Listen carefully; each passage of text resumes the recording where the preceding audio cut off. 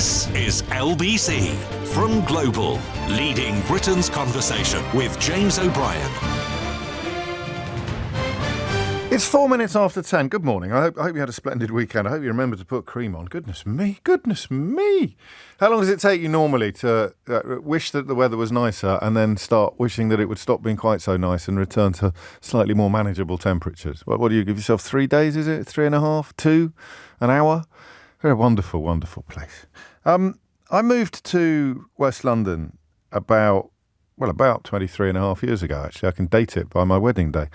And I remember being struck on pretty much the first time I went out shopping. I moved from a wealthy part of town to a slightly less wealthy part of town. So I'd sort of knocked around zone one for most of my student years and my early years in work. Do you know that you could work in a shop in central London and live in Soho when I left university? Can you imagine that? I'm sorry if I'm alienating non-Londoners, but Soho is, pretty much the coolest district in the country, and rents have always reflected that. But I was working in a shop. I was working more or less full-time in a shop while desperately trying to persuade a few newspapers to give me a bit of work. And I had more than enough income to rent a room in a nice big flat, just north of Oxford Street, actually, not quite Soho. You'd call it Fitzrovia. Now, goodness me, you couldn't rent a bench in Soho Square for an average retail income. Incredible. I mention that because we're going to talk about shops today, which, as you know, is one of my all-time favourite subjects for two reasons. Firstly, because they're completely universal. It is, of all the things we ever talk about, shops are almost unique in the way that we all have a relationship with them. It was Mark Twain, I think, who said that the only certainties in life are death and taxes. And I would add shops to that list. Well, at least for now. There are warnings that we could be watching a decline, which I think many people listening to this are going to find almost impossible to believe. And what interests me first and foremost about that is how relevant geography is to this conversation. That's why I've started by mentioning moving essentially from Kensington to just off the Harrow Road, for those who know that neck of the woods, near Ladbroke Grove in West London. And I went shopping. I can't remember what chain it was. Would it have been in Iceland? There was an Iceland there, but I think there was another one next door. And there was security on the meet. Now, I had seen security at that point in my life, like a little security tag that would set off the gates as you left the shop. I'd seen it on smoked salmon, because smoked salmon, is a very, very high-end product. And I'm pretty sure that at this period of time, you would also get it on razor blades, the expensive razor blades, the ones that every 2.5 years come up with the absolutely revolutionary decision of adding another blade to the product and therefore completely changing the game of shaving for another 2.5 years. It must be the easiest money in the world, that. You just go along to meetings for 2 or 3 years, and at some point I don't know what they do. Do they just have a clock that's ticking? Why don't we add a 5th blade, Tristram? Yes, that will change the face of shaving for another. And then you get voiceover guy in to do a voiceover, and lo and behold, the revolutionary new addition, the revolutionary new change to the art of shaving is another blade. Benjamin Franklin, I think, Rebecca reminds me, not Mark Twain, who said death and taxes are the only certainties. I probably got Gatsby wrong at the top of the show as well when I said that description of going bankrupt involving first slowly and then quickly. Think about it. It's a beautiful description. And I think it applies to the decline of shops, because meat, right? So what, 15, 20 quid for a joint of meat? Maybe more. And that's why they had security tags on them when I moved to this slightly poorer part of town. There's no other way of describing it. I'm looking now at Nivea skin cream being in a security box in a supermarket in North London, a Co-op store in North London. Sun cream in a security box. Again, at a Co-op. The Co-op seems to have particular problems. I'm looking at a joint of pork in a security box in a branch of Iceland, and not just having a tag on it, but they're now in locked boxes, like you sometimes have alcohol in, a high-end Grey Goose, posh alcohol. There's a coffee jar that is empty. So what does that mean? What does that mean? You take the empty jar. It's like buying records in Woolworths 40 years ago. You take the empty sleeve to the counter and they'll pop This is Kenco instant coffee. You take an empty jar of Kenco instant coffee to the till and they give you a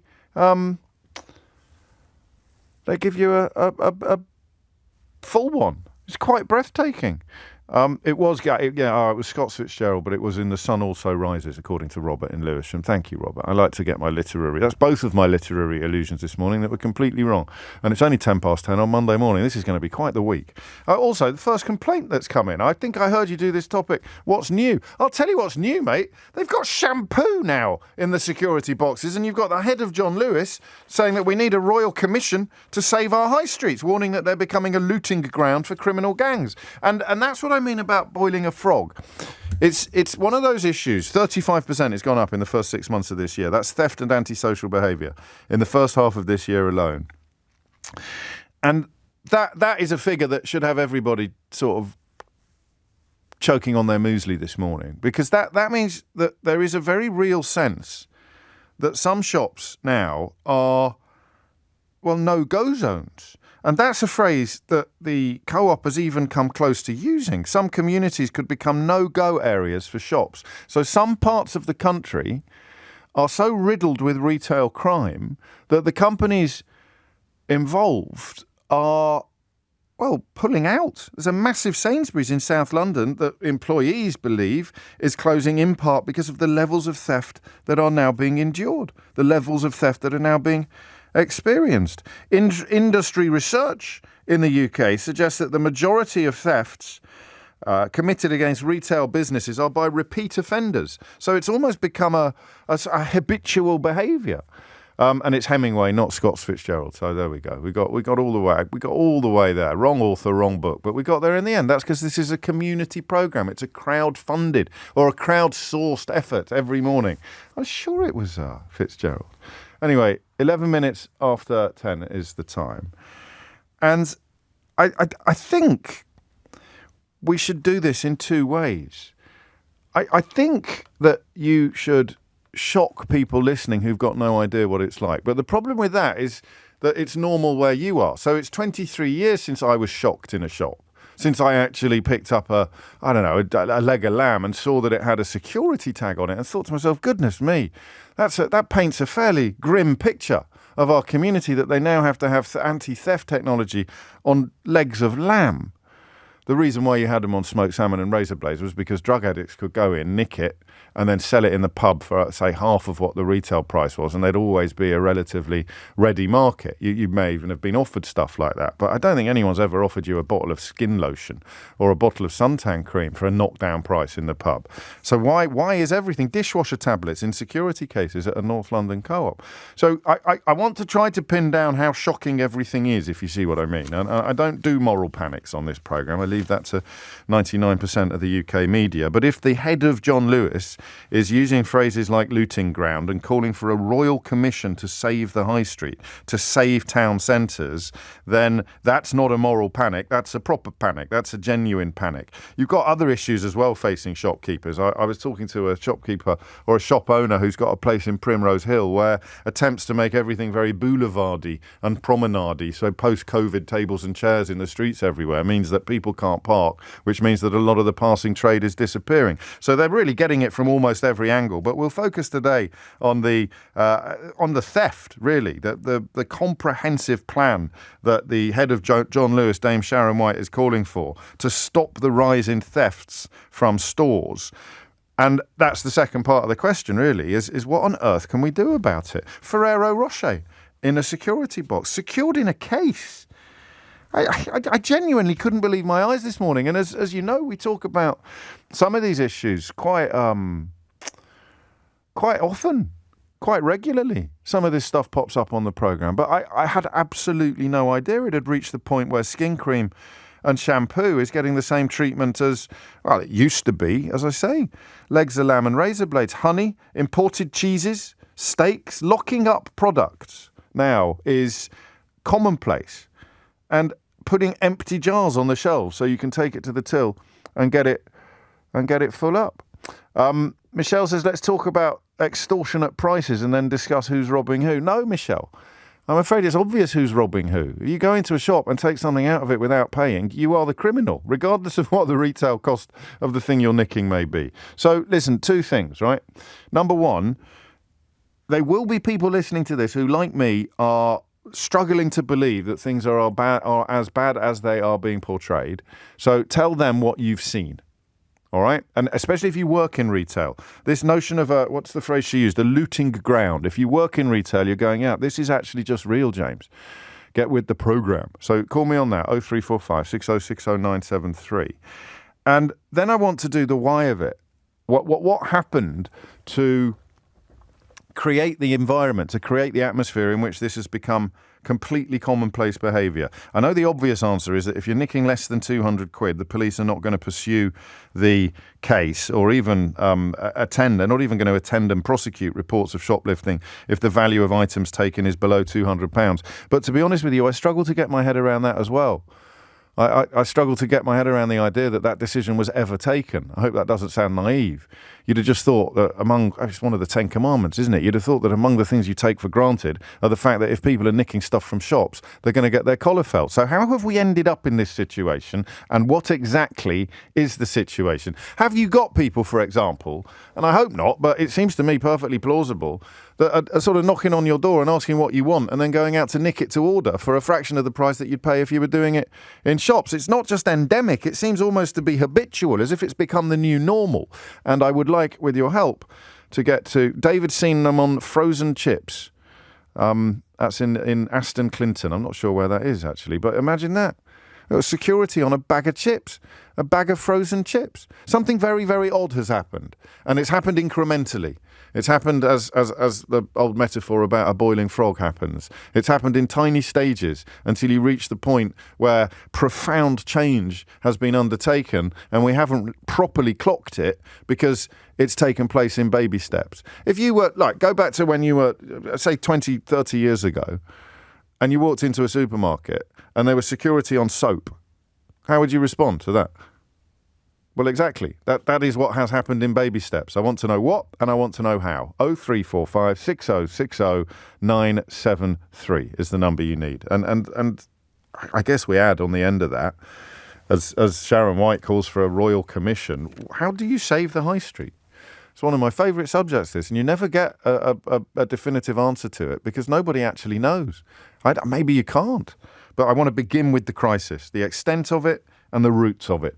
It's 10:17. Hit the numbers now. You will get through. James O'Brien on LBC. James O'Brien on LBC. It's 20 minutes after 10, and as we talk about this frankly bizarre state of affairs regarding retail theft, I am going to mention another headline from today's news, which I think must be pertinent to the conversations that we're having. But it's not an excuse. It's never an excuse. And that headline is, 1 in 5 households in England will have homes costing more than a third of their income shortly. And that is the sort of dictionary definition of unaffordability. That's by the end of this decade. So without a government plan to solve the housing crisis, people are not going to be able to afford housing. Therefore, the absolute, what's the word I'm looking for? What's a better word than endemic? Plague, the levels of shoplifting that are going on now, perhaps begin to make sense. It's 20 minutes after 10. What's going on and why? Josh is in Guildford to kick things off. Josh, what have you got? Hello, James. So I used to work for a company that looks after the one-stop stores for security systems, so like alarms, CCTV. So quite often I'd be working in the shops later at night to set the alarms and stuff, and quite often I'd see people doing what they call a beer run, going nick 3 crates of beer or nick 10 packets of ham. And obviously staff in these shops are told not to chase and go after them. Why would someone nick 10 packets of ham? Sorry, I'm being stupid. But obviously, this was Southampton. This was a well-known drug area, so I'm assuming it's a drug addict. So you sell ham, do you? So, yeah, I suppose so. Yeah, bit of an. I wouldn't then take a pack of ham off someone. You don't know how long it's been in. Well, I don't think I would either. But there you go. You saw what you saw. I've got a bit of beef with Southampton at the moment. While we're talking about meat in Southampton, it's the only place on my book tour that hasn't sold out, Josh. So I'm beginning to get some clues as to why that might be. If I hang out a packet of free ham instead of books, maybe I'll just tip the balance, tip the pendulum. Carry on. Yeah, so obviously staff are told, given the money, don't chase after him. But a few times I've been the hero and chased after him. I've got the 10 packs of ham back at one point. Well done. But anyway, so obviously, I don't work for that company anymore, and I don't work in retail. I work elsewhere. But anyway, so over the weekend I saw a video on TikTok of a guy in a Poundland shop. He was trashing the shop by the looks of it. Right. I don't know where it was, and saw this member of staff. They bundled him out the door. God. So obviously the staff are trying to protect the shop, which I think a lot of staff know now that they've got to do something because the security measures aren't working. And apparently this member of staff has been sacked. For not successfully, I'm always a little bit wary of getting my news from TikTok, but what you do remind me of is the proliferation of self-service checkouts. There are fewer and fewer human beings on duty in shops now, which probably adds to the issue. When would you say, briefly, the tipping point? Because I am genuinely shocked by the skin cream, but I knew about, and maybe by the dishwasher tablets as well. Because is it all being nicked to sell? Is it all going to be linked to drug addiction? I think it's nicking to sell it to make a few pound cash, innit? Give it to someone a bit cheaper. Yeah, no, I bet that, and that's always been there. I just can't quite see who's going to buy a bottle of skin cream off the local smackhead. That's all just probably me being very, very naive, Josh, and that's fine. There's nothing wrong with being naive. But who buys snide skin cream? 0345 606 0973. There's a topic we've never done before. I don't know. I hope I'm not sounding overprivileged. Gosh, James, you don't know how much it costs suntan lotion. If Dirty Gertie from number 30 is offering me a knockdown deal on a bottle of Factor 30, I'm going to bite her arm off. I just can't see it, personally. That's the bit of the story I don't get. Jane is in Derbyshire. Jane, what would you like to say?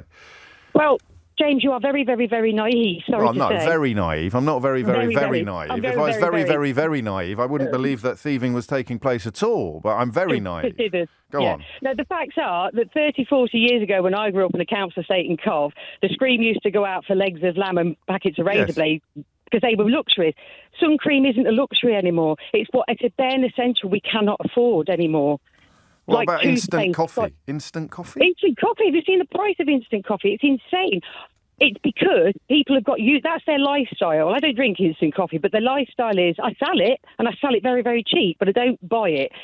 Now, the reason I rang in was because I'm 55 years of age. From my experiences of growing up on council estates in Coventry and now living in the affluent Peak District, which is wonderful and beautiful. This isn't a problem that strikes us readily on it. Does it not? Because it was Chiswick a couple of weeks ago. It was the leafy West London suburb of Chiswick that was being plagued by these gangs. Not in the hilly hillsides of the hilly hillside. The hilly hillsides. You're a great one for repetition, aren't you, Jane? Go on. I don't find it in our shop, but I get people. We run a campsite, and I get people from all over the country that come to this beautiful campsite, and the first thing they buy out of our shop is instant coffee. Because ours is Nescafe Gold, whatever, is £2.35. Well, that's very we buy cheap. it from exactly. We buy it from the local wholesalers in Sheffield and make a 35% profit on that. We have no negotiating power to buy coffee in but the world. You're not making excuses for the thieves, are you? No, absolutely not. No. I'm giving the reasons why these. No, absolutely. God forbid. So who's buying the instant coffee and who's selling it? The shoplifters are selling it because they're selling it to the people who cannot afford, who have probably gone to shoplifters all their lives for their luxuries. Now the trouble is deodorant, razors, shampoo, so where once it would have been a side of beef and 30 Mach 3 razor blades, now it's a bottle of Nivea and a jar of coffee. Yes, absolutely. But it's the same. But the scale and because there's so much more demand driven by poverty. Yeah. The supply moves into the space created. So, you're saying naive. I don't think I'm being naive. I'm just being a bit slow to join the dots together. Possibly, yeah. But that's all it is. I would have been had I have only grown up in this situation I'm in now. That I would have been completely the same. But having experienced, I've been in pubs where I've been offered razor blades and a joint of meat. But what you're saying is now the difference between a 20 quid what was a 20 quid purchase then, now 2 quid, 5 quid is too much for people. Yeah, absolutely. Well, I don't get it at all.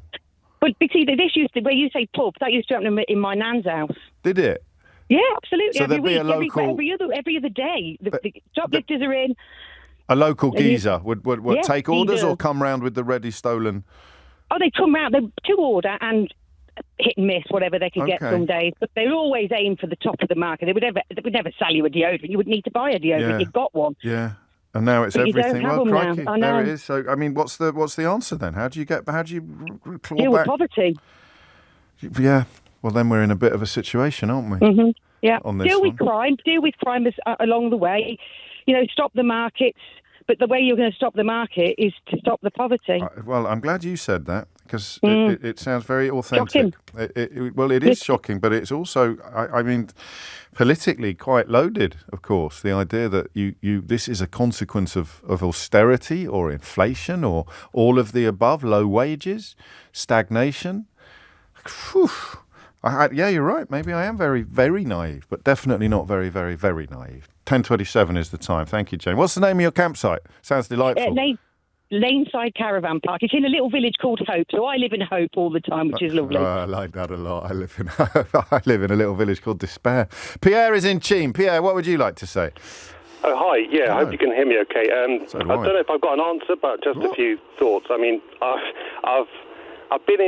I went to Russia as a kid with a school group in 1985. There was no shops in the USSR, so it's a weird thing. And now it's like here.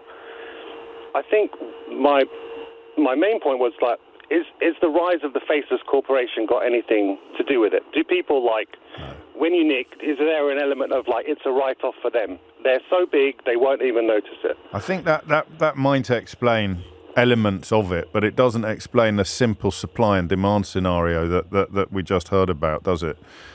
And the other go on. Quick point is just that it's not just here. I mean, I had an uncle in America who was telling me I think it was in Chicago, they had an area with low income, and Walmart put a big, sorry to use the name, but could have been anyone. They put a big place there. Local places shut down, and then they had a lot of looting or just, theft, and then Walmart closed, and all these people, especially in America, if you haven't got a car, they're like, where do I go to buy something? So I didn't bring you a solution, I'm sorry. Well, you did? No, we're not looking for solutions, we're looking for explanations. And to be honest with you, I think one of the phrases I say most often on this programme is that the line between explanation and excuse is often vanishingly thin. Whatever politicians may like to pretend otherwise, sometimes the explanation is very close to an excuse. And if you don't believe that, all right, just imagine that your child was 5, right, and starving. Not, Bob Geldof is going to launch a campaign starving, but just starving. Like, haven't eaten for, say, 24 hours, and there's no food in the house. And you are not getting any money until Friday, and today is Wednesday. What are you going to do? Down the food bank, right? There's a limit on how often you can visit the food bank. It doesn't matter. You can't feed your children with the Daily Mail's instructions to get a job or to pull your socks up or that you're a feckless work shy layabout. It's not true in your case. You know that. You've just been very unlucky for the last 18 months, and you've got a hungry child on a Wednesday night and no money coming in till Friday. You live miles away from family. What are you going to do? So that's an extreme example, but I think a pertinent one, especially when you put it alongside the other story in the news today about 1 in 5 households in England being in unaffordable rent or mortgage territory by the end of the decade. So, I mean, that simple answer, you deal with poverty, you want to deal with shoplifting, you deal with poverty, is a politician's nightmare, but it doesn't mean it's not true. 10:30 is the time. Thomas Watts is here now with your headlines. James O'Brien on LBC. James O'Brien on LBC. 10:34 is the time. I guess at the moment, my assembled theory would be that what we're seeing is an explosion in an already existing phenomenon. So, Emma, another story. I'm getting a lot of things like this coming in. This has always been a thing, James. It took me decades to work out the reason my nan used to get door knocks at all hours of the evening. She was fencing stuff that her family had nicked. I was always in dresses from Debenhams as a tyke. Nowadays, I see stuff on Facebook Marketplace that's obviously stolen. So we sit here perhaps using the language of a moral panic as we look at security cases containing things like sun cream. And they're not to set the alarms off either, are they? They're just to make the item so bulky that it's much harder to steal, much harder to conceal. That's why you've got dishwasher tablets. But actually, all you're seeing is a huge magnification, a huge increase in the thing that already existed, which was the bloke in the pub who was the local shoplifter. In fact, I'm getting lots of messages like this. It's your lived life, James, which makes it hard for you to believe. Coffee, sun cream, anti-aging creams, razor blades. Get yourself down to your local Wetherspoons and wait for the local shoplifter. It's been going on for decades. I worked in a cafe on a council estate and people would be waiting for them. I mean, crikey. I guess what's taken me by surprise is the normality of it. And all that's changed, all that's become abnormal is the value of the stuff that is now being stolen because of, well, I'm sorry, but it is because of the cost of living crisis. If you would have bought it 10 years ago and you can't buy it now, you will instead buy it off a shoplifter. Is there another explanation for this, or have we actually had a rare moment of completely solving the mystery in the first half an hour of the programme? 10:36 is the time. 0345 6060 973. Because, of course, we haven't solved the mystery of why the shops don't clamp down on it immediately and what would actually happen when they do, or if they do. Gary is in Maidenhead. Gary, what would you like to say? Well, morning to you, James. Hello, mate. We have talked before on the old chap that sleeps in the Volvo. Okay, how are you getting on?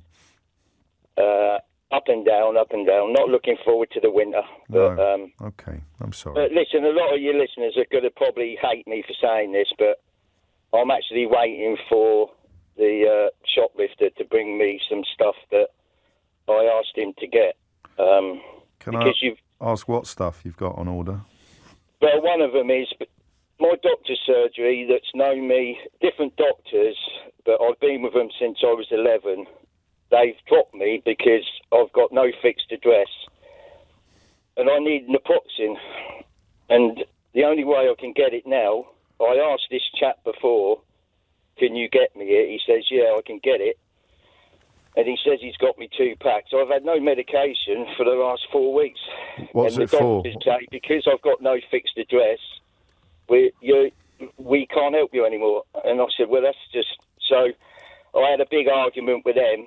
But and then there's other little things like the instant coffee, not the sun cream, but can I just say, when you've got no choice, because you will get people that play the system on universal credit. Right. And I've said it before, and you get MPs that play the system at their end. That's true.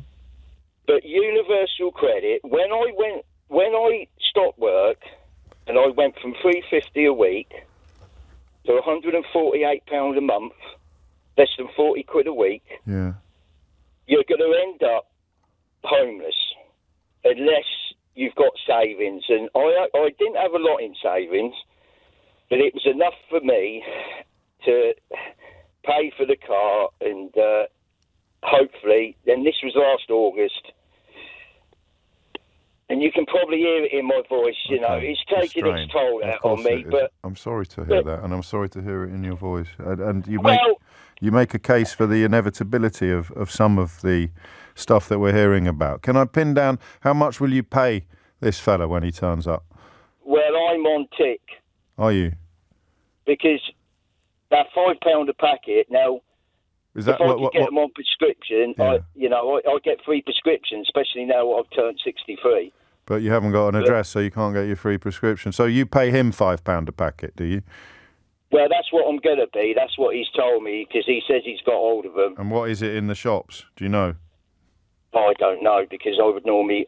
the ones that I used to get a free prescription. And what are you going to pay him? What's the normal discount, if you like, for the snide stuff, for the stolen stuff? For coffee and food and things like that? Well, he gets me instant coffee because I've got a blow lamp in the car so I can make myself a drink. Right. And that's around about £1, £1.50, but okay. he lets me have it for around about 50p. But so a fraction of what it costs in the shops, and I can't. I mean, you know, all I can do for anybody listening to this with a sense of disapproval is ask them what they would do in the same circumstances. I'm sorry to hear that things aren't getting any better for you, Gary. I really am. And it is perhaps evidence of what was the name of the lovely lady with the caravan park? Was it Helen, or I can't remember. But the lovely lady with the caravan park, I'm sure she won't object to being described like that. That very simple explanation of, if you want to fix this, you've got to fix poverty. 350 a week to 40 quid a week. How would you cope? What would you do? How tempted would you be by stolen instant coffee? It was Jane, of course. Joe's in Hope. Jane lives in Hope. Never forget that. Joe's in Southwark. Joe, Gary, take care, mate. Joe, what would you like to say? Hi, James. So I can come at this from the perspective of having worked with the police for 2 years and dealt with a lot of shoplifting cases. Yes. And I think there's two parts to this. And I think you're talking about one here, which is the poverty side of it, and ultimately demand for this sort of stuff. You know, there's buyers and sellers in any marketplace. Yeah. I think the bit you're not talking enough about is the fact that, in my experience, between 80 to 90% of the people who commit shoplifting as a crime have addiction issues, whether it's alcoholism, whether it's heroin. We have talked about that. Yeah, but I don't think people realise quite how. Put it this way: if you want to resolve shoplifting, you need to look at drugs legislation as well as poverty reduction measures. Yeah. Well, you deal with the poverty, you reduce the demand. You deal with the drugs, you reduce the supply. So you can't do one without the other, because if you've got very, very high demand and no supply at all, you're going to be creating a whole heap of entirely new problems. So you mean addiction management? You mean helping people get off drugs or manage their addictions more effectively without becoming poverty-stricken and homeless? Yeah, you've got to kind of understand that. I mean, you were asking why, for example, Nivea, why shampoo? It's as simple as, what is something that's small and compact that you can easily lift, which can be sold easily. Even for pennies, even for 50p, even for a quid or £1.50. And exactly. And that's why they're putting them in massive plastic boxes, because that makes it a lot harder to secrete about your person. So, I mean, at a show, you can't expect the chief executive of Sainsbury's to introduce drug rehabilitation programs for shoplifters. So in the meantime, what can the shops do? Answer nothing. Well, one of the other things I think here is that, I mean, the truth is, it's very, very difficult. But I also think that there's an element here of that when someone shoplifts and gets away with it the first, second, or third time, those 3 attempts are kind of the most pivotal moments. If they don't get caught, if they don't kind of feel punished within those kind of first 3 attempts, that generally they'll go on to do it 10, 20, 30, 40 times. It becomes a lifestyle. But you've probably witnessed it yourself, where we've kind of got a generation of shop security who aren't really, they don't really want to get involved. They don't get paid enough. No.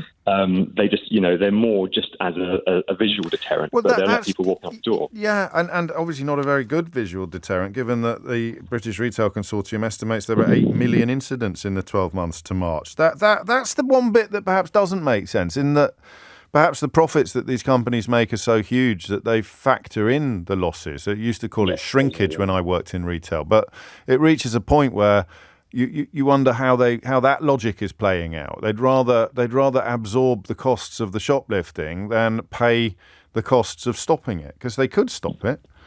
Yeah, that's true. To be honest, that goes into the calculations, like you say, for any of these large stores opening. They take into account shrinkage, but what I don't think they factored in is the fact that would grow so quickly as it has, and that's partly to do with the cost of living crisis, but also addiction rates are increasing. We've got to bear that in mind. More people than ever have addiction problems, and you seem to be seeing the evidence of that on streets, not with antisocial behaviour and thieving, but also, of course, with rough sleeping. That's really interesting. I think that fills a gap as well, what Joe just said there towards the end.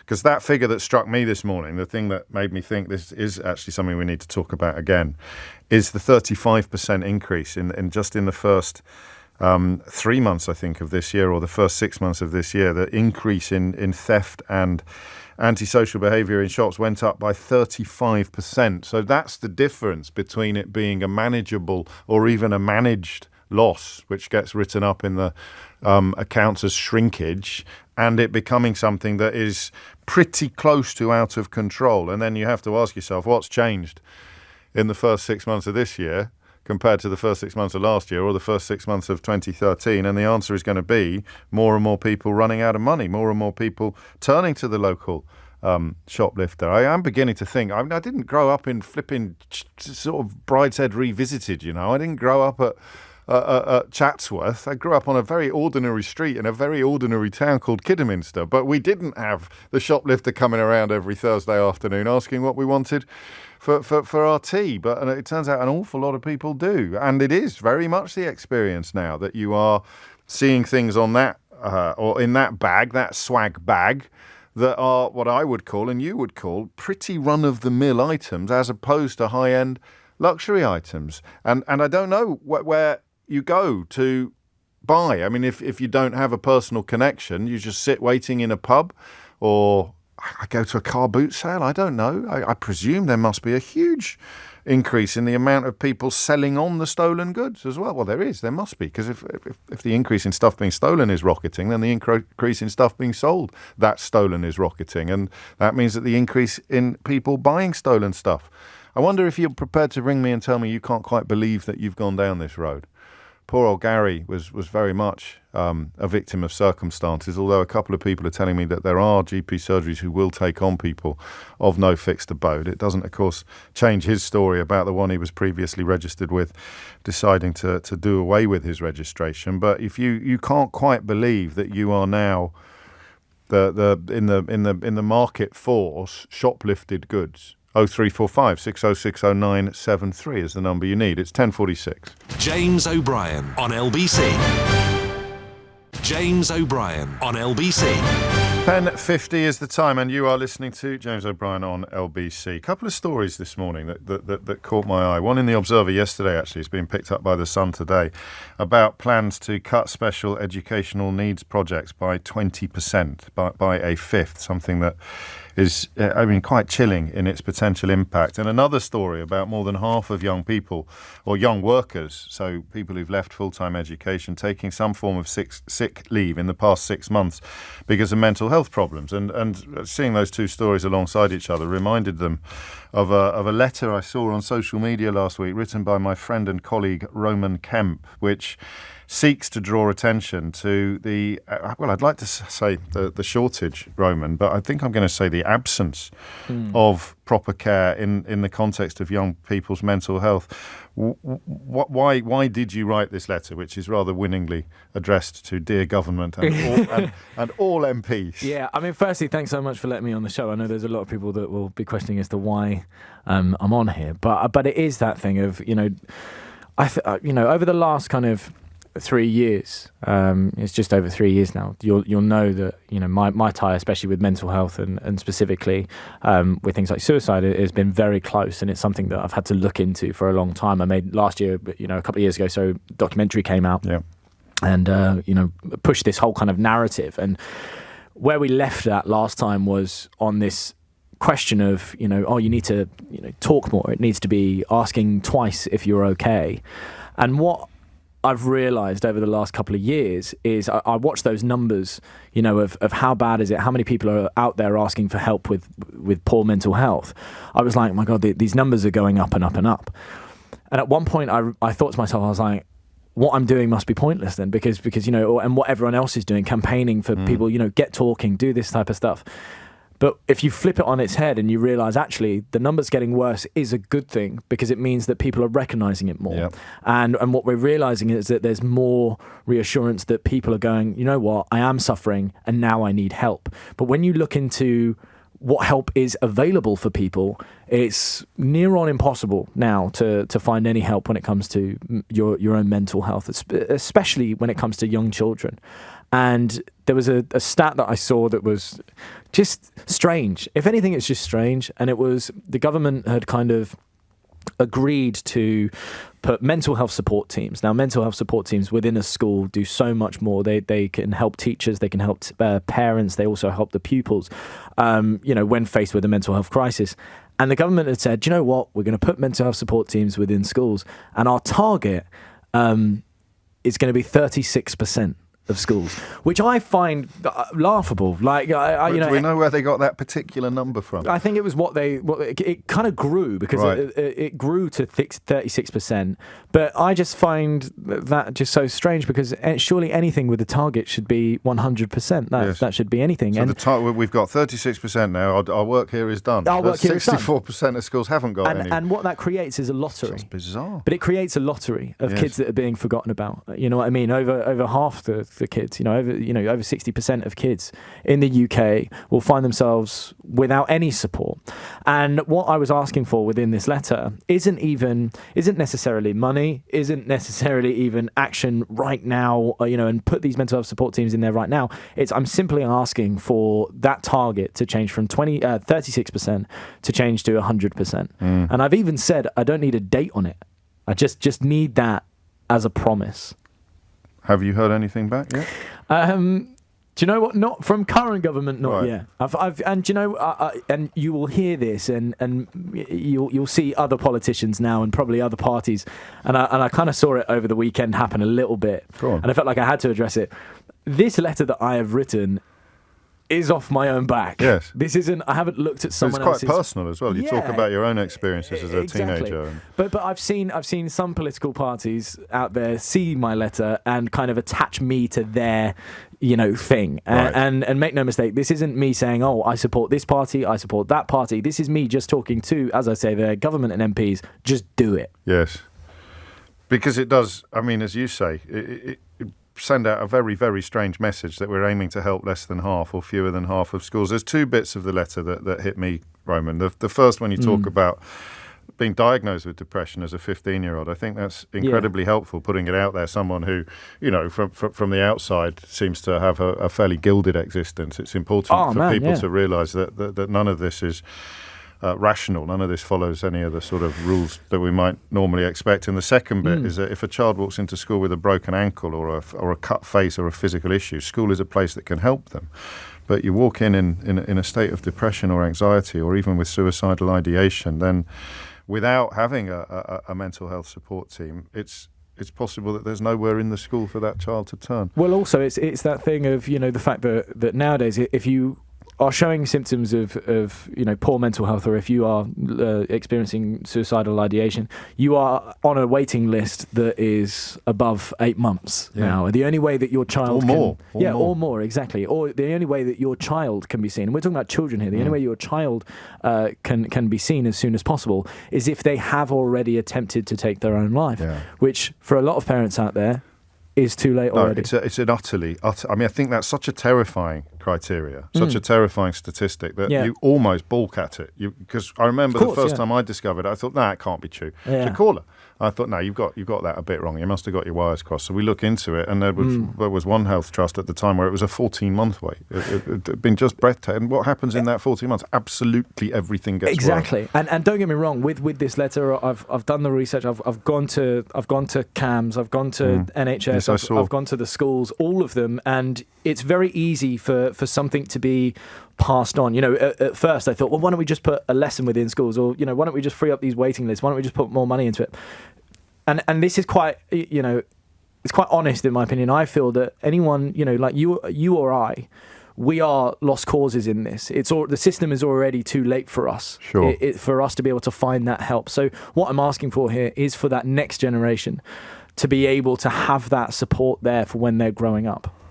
And you can't, I was about to say you can't really argue with that, but some people, of course, will. It's probably woke to have mental health support in schools, isn't it? Yeah, I know, exactly. But, I also think the thing of, so many parents will agree with me on this. And people out there will agree. I think school can be one of the most traumatic times of anyone's life. It can. Just a word on why you take this on, if you would, because you could do stuff behind the scenes, you could just look the other way, you could quietly try to put your shoulder to the wheel, but not actually draw attention to yourself in this way. What is the internal conversation you have that concludes with you saying, nah? Because there's probably people around you professionally who would rather you weren't necessarily associated 100%. With something like this. So what is it that because swings I think we live in a pathetic society whereby a so-called celebrity has to write a letter to people in power to try and make something that should be done anyway get done, which I think is ridiculous. I think it's absolutely ridiculous that we're in a society where, and don't get me wrong, I looked at Marcus Rashford's letter when writing this, because I was like, how is that the state of affairs that we have to have a footballer to create change? What he's done is a fantastic thing. It's bonkers. But it's like an episode of Black Mirror. Yeah, of course. Yeah. It's crazy. We've got to find a celebrity. Yeah, but that's what it's like. We've got a national emergency. But that's what it's like. Find me someone off the telly. Exactly. Or the radio, of course. Yeah, no, but it's true. But do you know what I mean? Like that I think is so ironic. So there's irony in the fact that this is coming from me. When realistically, like, who am I? Martin Kemp's son who speaks on the radio. It's like, it shouldn't be like that, but unfortunately that's what we live in. Well, and thank you for doing it to that end. I should tell you, and this has come from Julie, who's one of my most committed correspondents, and will know a lot more about this. Her son is profoundly ill. It was already Labour policy to have a mental health support worker in every school. So that's good news, and it means maybe that they're not trying to jump on your bandwagon. It does mean maybe. It does mean maybe. But again, I will stress this. I'm just one of those people. Look, let's not chat until it's done. Well, exactly. Just get it done. Yes, they could get it done. And I mean, for heaven's sake, you think talk is cheap, but too expensive for the 100% target to be stuck out there. Roman, thank you for doing this. And thank you for finding time to talk to us. Of course, today. thank you. I'll see you soon. Right, Roman and I usually spend time at award ceremonies where he wins things and I don't. That's generally the extent of our engagement with each other. Long may it continue. It's coming up to 11 o'clock. You are listening to James O'Brien on LBC. James O'Brien on LBC. James O'Brien on LBC. 3 minutes after 11 is the time. So there was the escaped prisoner who was caught. I went looking for him on Saturday morning because he was in my patch, he was in my part of town, and I thought to myself, what would I do if I was him? And I thought the canal, I'd go up the canal because there's quite a lot of abandoned boats in that sort of neck of if you go up the Grand Union, heading towards Birmingham, although that's quite a stretch. And I think that's what he did. I think because that's where they more or less caught him. I must have missed him by moments. I can't believe it. It was £20,000 on the table if you could help the police catch him. So you had that. What else might you have expected the actual Home Secretary to talk about last week? The escaped prisoner, I don't think she said anything about that. Sent out young Chalk to deal with that. There was the news that the barge, her barge was costing it was an LBC story, costing £500,000 already, despite the fact that it's empty and that the strain of Legionella that they found on said barge, what's it called? The Stockholm Bibby, or the Bibby Stockholm. The strain of Legionella they found was the most virulent, I think, one of the most dangerous. So you might have expected the Home Secretary to talk about that, but no. I think there was another story about how they have missed a loophole in funding laws because they're spending so much of the foreign aid budget now on looking after asylum seekers in this country and obviously not spending any on actual foreign aid, that it's fallen foul. Lewis Goodall had this story. They talked about it on the news agents. It was in the FT, but that has now backfired. You might have expected Suella Braverman to talk about that, but no. She hasn't mentioned Rwanda for a while. I forget how many millions of pounds we've given to the Rwandan government to deport precisely no asylum seekers. So you might have expected her to pop up and talk about that. Things that Suella Braverman might have had a few things to say about. Chapter 473. But no, instead she popped up, I think yesterday, to announce that she's thinking of banning a breed of dog. A breed of dog that has been involved in an attack in which 3 people were injured, including an 11-year-old who has been described as suffering non-life-threatening injuries. I think this is the one that a clip of this did the rounds. I mean, this is the radio, so I won't obviously play it to you. But the idea of another breed of dog causing a very similar conversation to ones that we have had in the past it's sort of quite dispiriting, really, isn't it? I don't know an awful lot about so-called XL bully dogs. Are they called XL as in extra large? I presume that they are. And I don't want to have another phone in. I mean, to be fair, we haven't had one for years where you queue up to tell me it's not the dog that's the problem, it's the owner, and that they're really lovely, and you let yours babysit. I don't want to sound ungrateful. I want to try and go a little deeper into it if we can. I used to do some very interesting conversations in the area of why you want to own a dog that is potentially so vicious. Now, I used to be quite pet skeptic, you might say, certainly dog skeptic. I used to take the mickey out of dog owners on the programme. I told you last week why I stopped. It was when I got a letter off a man explaining that if it wasn't for his 2 dogs, then he doesn't think he would have coped with the loss of his wife 6 months previously. And I thought it's probably time for me to stop pointing out on the radio that if you lay still for long enough, your dog would probably eat you. I just don't know where it came from, a slightly mischievous attempt to take the mickey out of people whose affection for their dog seemed to me to be excessive. So I am no longer that person, partly because we have a dog now, but we have what is called a labradoodle, which is a ridiculous animal, a truly ridiculous animal. It looks like a toy, and it's not a puppy. It hasn't been a puppy for a long time now, but it still garners that sort of puppyish attention when we take her out for a walk. And I really like her. I probably love her. All right. I never thought I'd be that person. I didn't have dogs growing up. None of that. But the idea when we were deciding what dog to get, the idea of thinking I'd like a really massive one that's capable of tearing a human being apart, it just didn't enter my head. And I am interested in the mindset of that, because it's tempting to think that it's all, the local scrote who's got a dog as some sort of penis substitute or status symbol and wants to prove how tough he is but it's not, It's just an odd impulse, I think, that people have. It's almost, I don't know what the equivalent would be. So I don't get that, and that's always worth exploring. 0345 6060973. What is it? Why would anybody want to own a dog? And this is a specific breed that the Home Secretary is opportunistically addressing after a clip went viral, and she had nothing to say about an actual escaped prisoner. Used to be probably the Home Secretary would be expected to pop up on telly to talk about that. Forgive me if she did and I missed it. The gap will always be filled. So they prohibited a variety of breeds last time. There was a moral panic about this, and it was probably slightly clumsy legislation. And I don't know whether you do DNA tests or how you establish that dog there is able to be banned and that dog there is not, and what if it's a crossbreed, or do you ban anyone with any DNA from a certain species?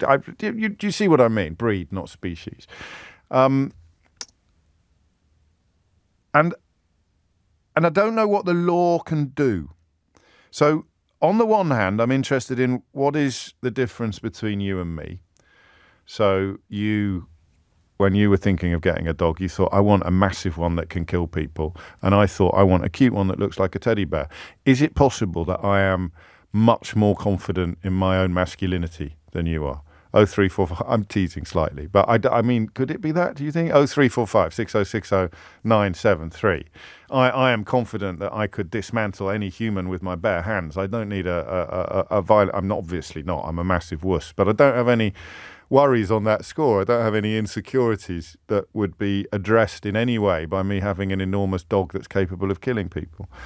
And of course, the other call I used to get would be the one pointing out that other dogs that we consider to be very friendly or very domestic are also capable of hurting people very, very badly, should the mood take them, should the provocation be in place. So I don't want to go down that lazy route either. I want to ask, actually, whether banning dogs is stupid. 0345 6060973. Whether it is actually a knee-jerk reaction. For the record, I used to be very much in favour of it. I used to think when you saw it was pit bulls, wasn't it, that caused a particular type, I think an American pit bull and some others. But if you accept that an Alsatian or a Labrador can cause terrible damage to a child, or worse, in some circumstances, then all you're talking about is a gradient of risk. So you have a statistical record of risk that tells you all dogs can be dangerous. Even my dog could be dangerous. It would just be a nip. I don't think she could do you any lasting harm, but, all dogs can be dangerous, right?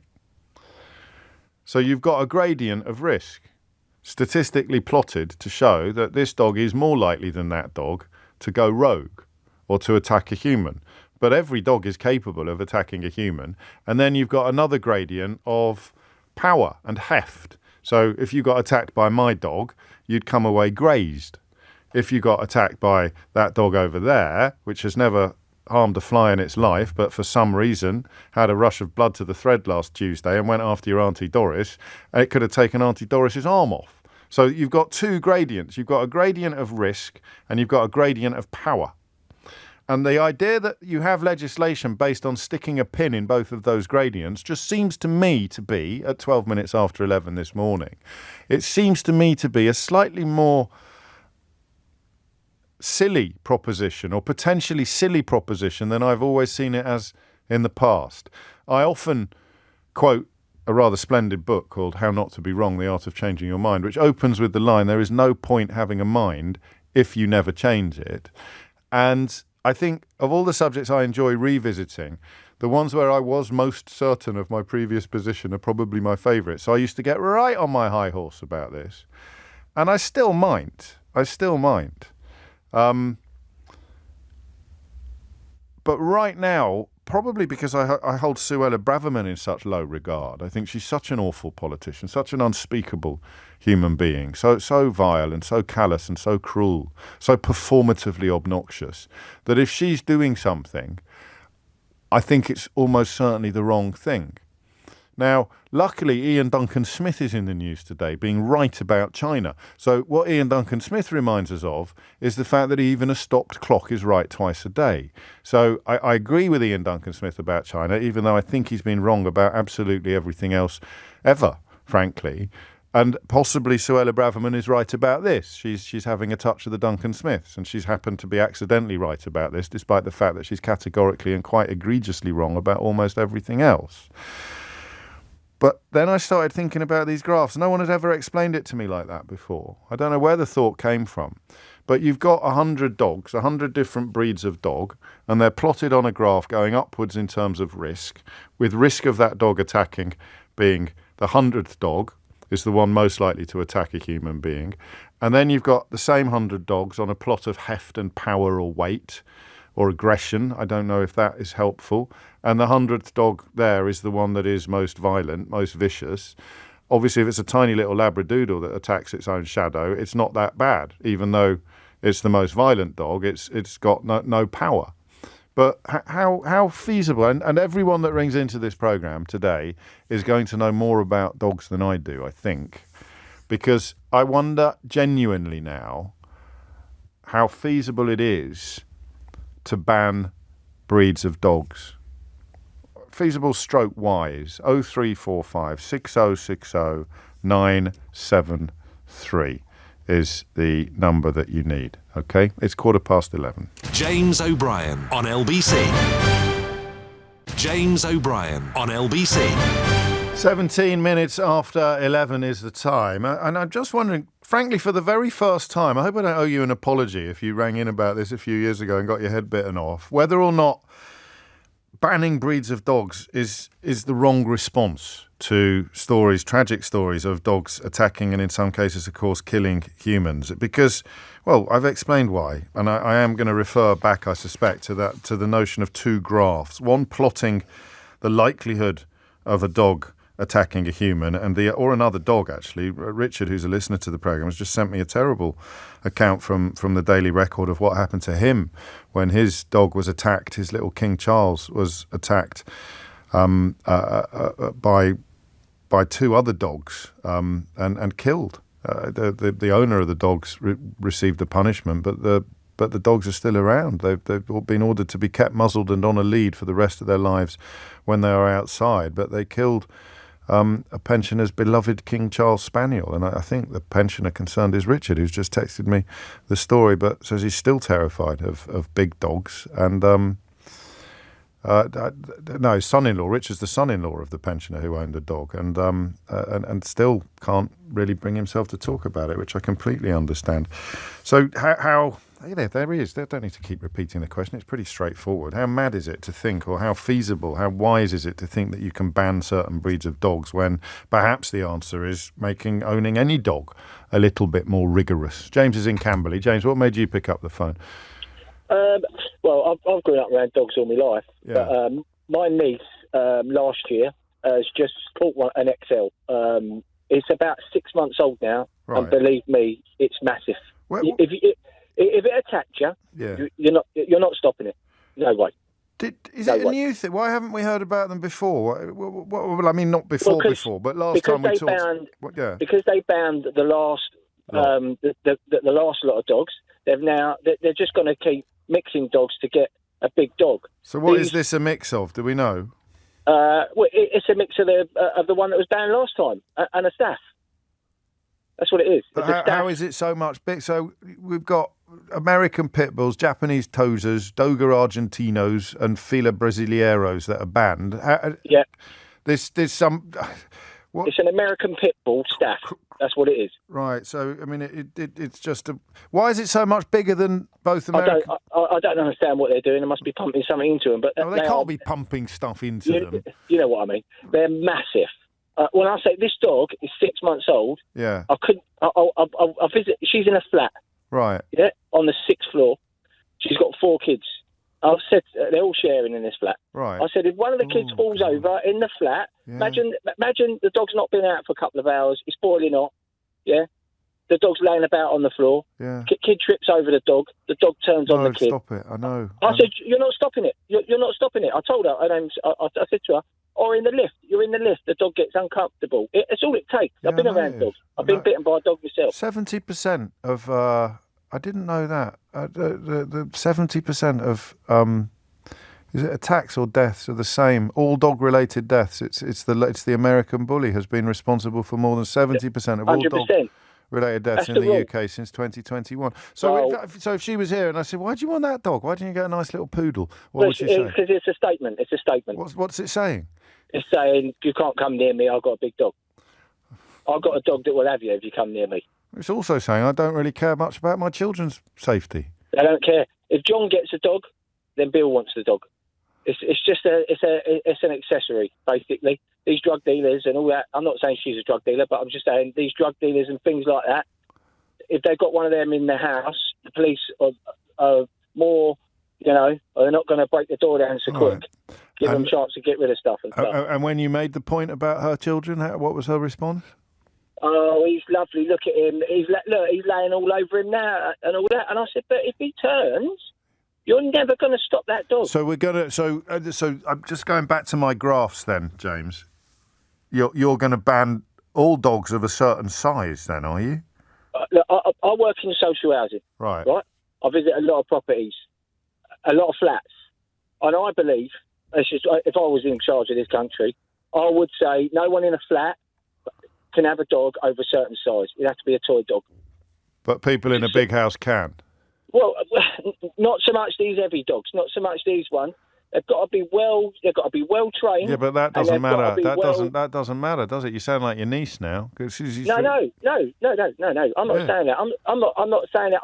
I'm saying that dog should be banned. But because of its size. Because of its violence. But it hasn't been violent. Every dog will turn. Which means we should ban all dogs. Well, no, because a little nip from a little nip Jack Russell's not going to do you much damage. So we're going to ban all big dogs.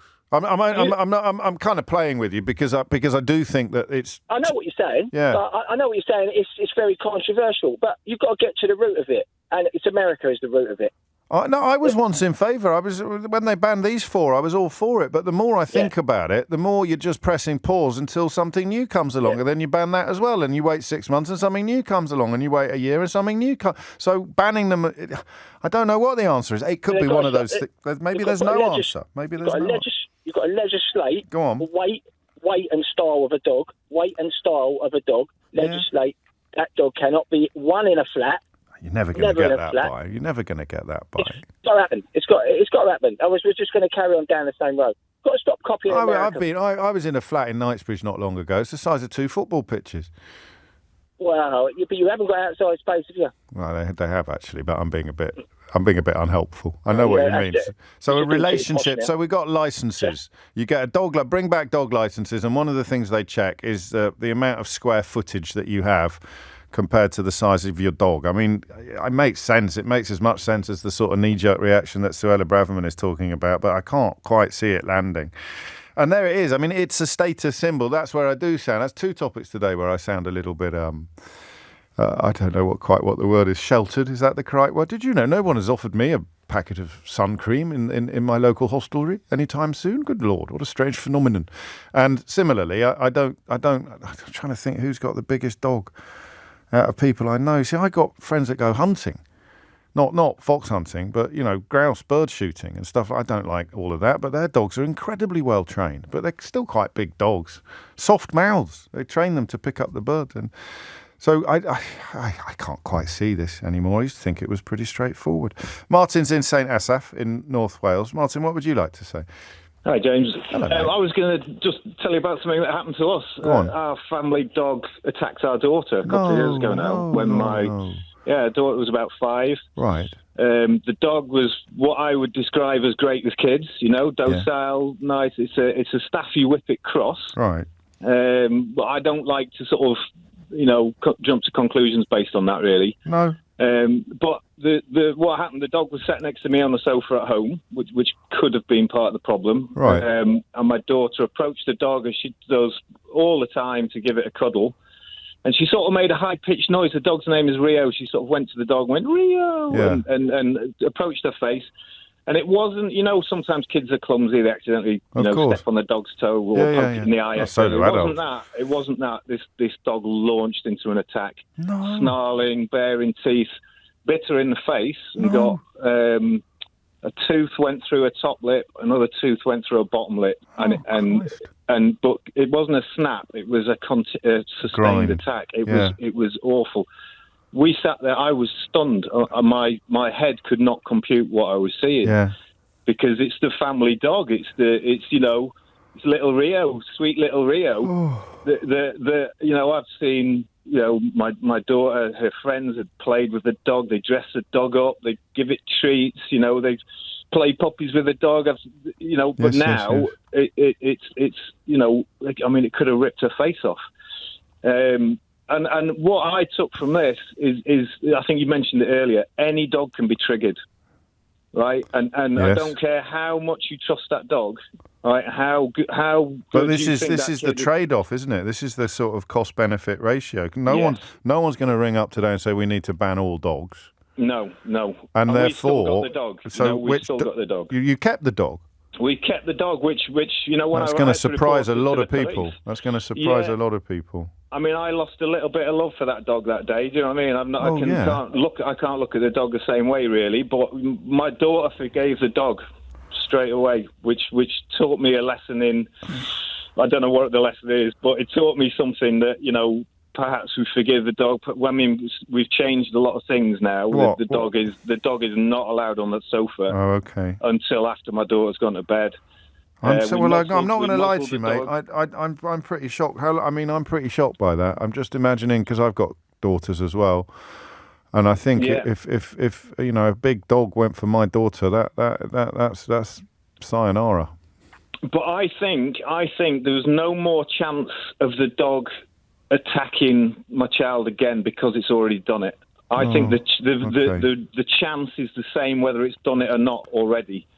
Okay, so I understand what you're saying. So you're taking a very happened to us. cool. It's still 1 in a million. Yeah. Okay. I think I do. I mean, it's not a shark getting a taste for blood, getting a taste for human blood or something like that. I hope.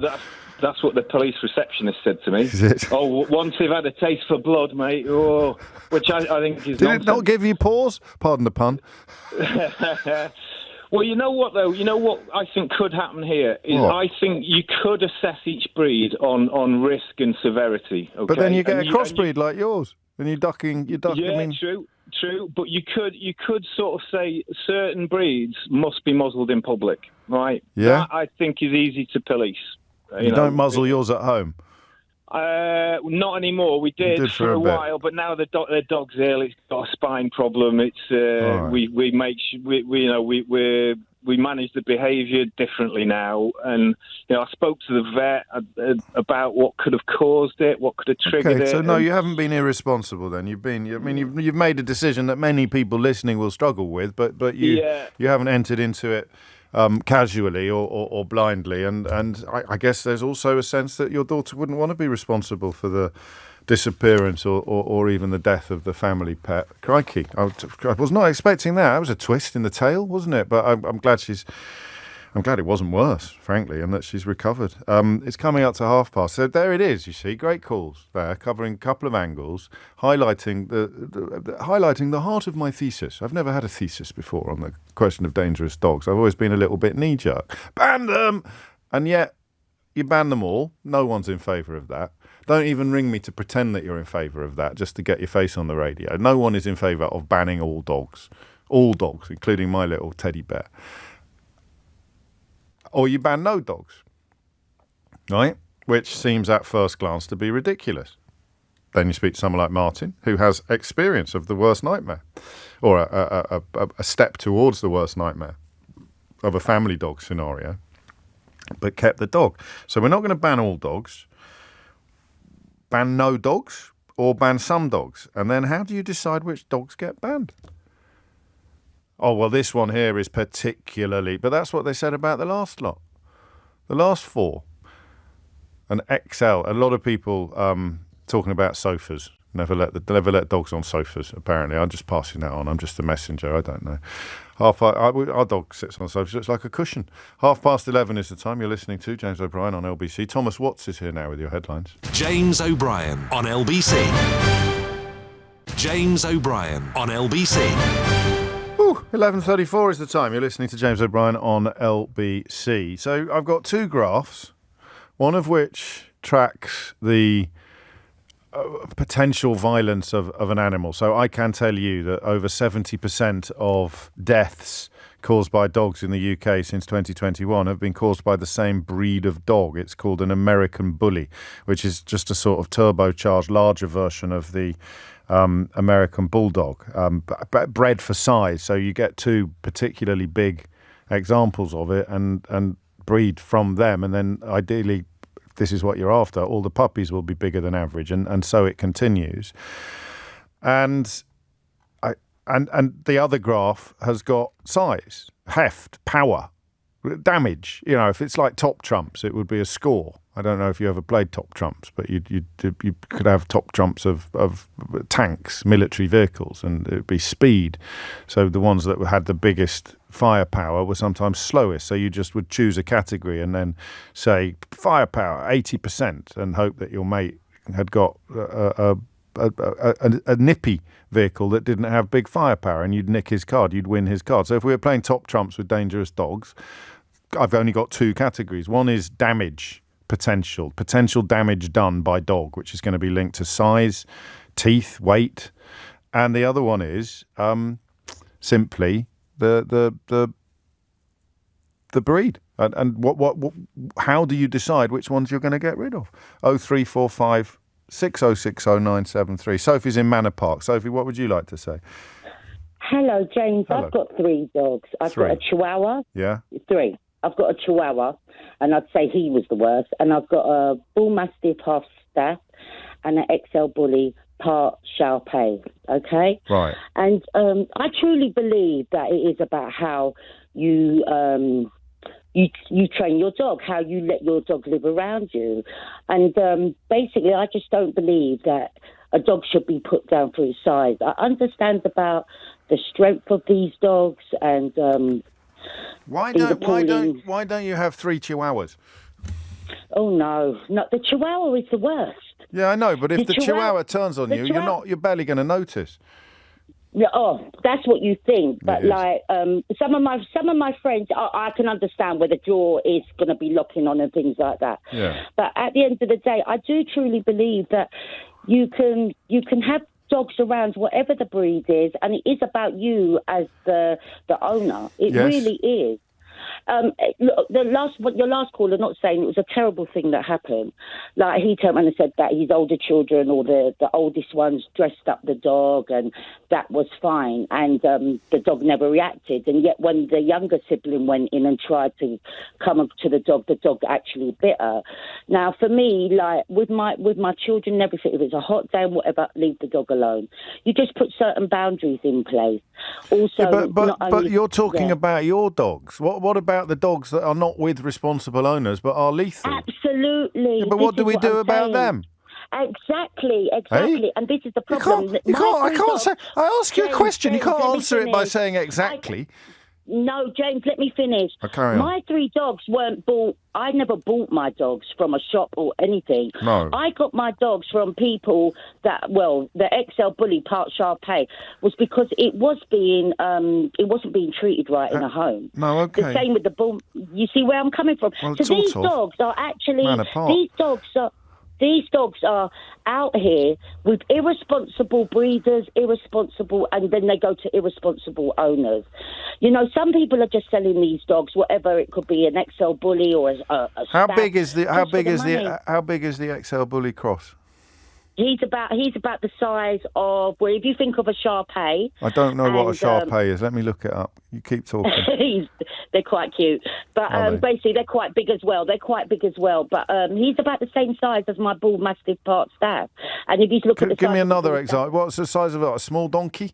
Give me some... Oh, no, smaller than that. I think a little bit smaller than that. But, you know, they are quite hench. They are quite hench. That means hefty, does it? Solid. Hefty. Yeah. They're quite, solid. Every day's a school day. Yeah. I mean, you're bringing back the old me where I'd be a bit rude to you and say, why do you own a dog like that? But I don't know that... I know you do understand, and I don't know that the arguments are helpful, really, because if you choose these breeds today, there'll just be some new breeds around tomorrow, won't there? I know, I do understand, but I didn't get my dogs from a breeder. No, I know you didn't. Over the couple of years, and I got them independently at different stages. Yeah. Basically, it's just I saw the dogs in a dilemma. I didn't like what I saw, and I took them on board. Now, if you think of the situation where Marley, that's the XL Bully staff, come from, probably I would have been more disciplined with him because I thought he will react because he's an anxious dog or whatever. But I do feel it's about the owner and what boundaries they put in place. Yeah, and there's no way of policing that, though, is there? That's the only problem. Absolutely. You're doing it again. Problem. You can't, well, exactly. This is what I'm saying. There's no answer to it, James, because there are people out there. You could say the same with politicians. Like, there is no answer at the end to of the day, there is no answer to it. Well, that's the nightmare. That's kryptonite for phone-in hosts. You can't have topics where everyone agrees there's no answer to it. Otherwise, I'm out of a job, Sophie. You're not going to get an answer, James. I'll be honest with you. You might be right. Well, you might. Well, Keir Starmer's chucked his oar in now, if that's the correct term of phrase. We can have a little listen to this. So it's not just Suella Braverman now that I am accusing of slightly lazy knee-jerk politics. It's also the Labour leader. I think it's a strong case for banning this breed of dog, and I think anybody who's seen the footage would be shocked by that. Nobody should feel comfortable in relation to it. I want to see what the government is going to put forward. I hope we can do this speedily and constructively, but I don't think anybody looking at that footage could simply sit back and say nothing needs to change here. Clearly, there needs to be change. And maybe that's it. Maybe the corollary of what I'm saying is that, of course, you ban some dogs, and then when another one comes along to fill the space vacated by the dog you banned last time, you ban another dog. And in the great scheme of things, you are chipping away, or it's a bit like painting the Forth Bridge, but at least the Forth Bridge is painted, even if you have to start again as soon as you finish. But I don't know. I mean, in terms of how you decide which ones get done, one video of one dog going berserk seems to me to be a little bit knee-jerk, is the phrase I keep coming back for. But I could easily be wrong. Dog licences, a lot of people are suggesting, they went out. They've still got them in Northern Ireland. I don't know if you knew that. But the reason why they don't exist in Scotland, England and Wales anymore is, I think, because they just became obsolete insofar as everybody...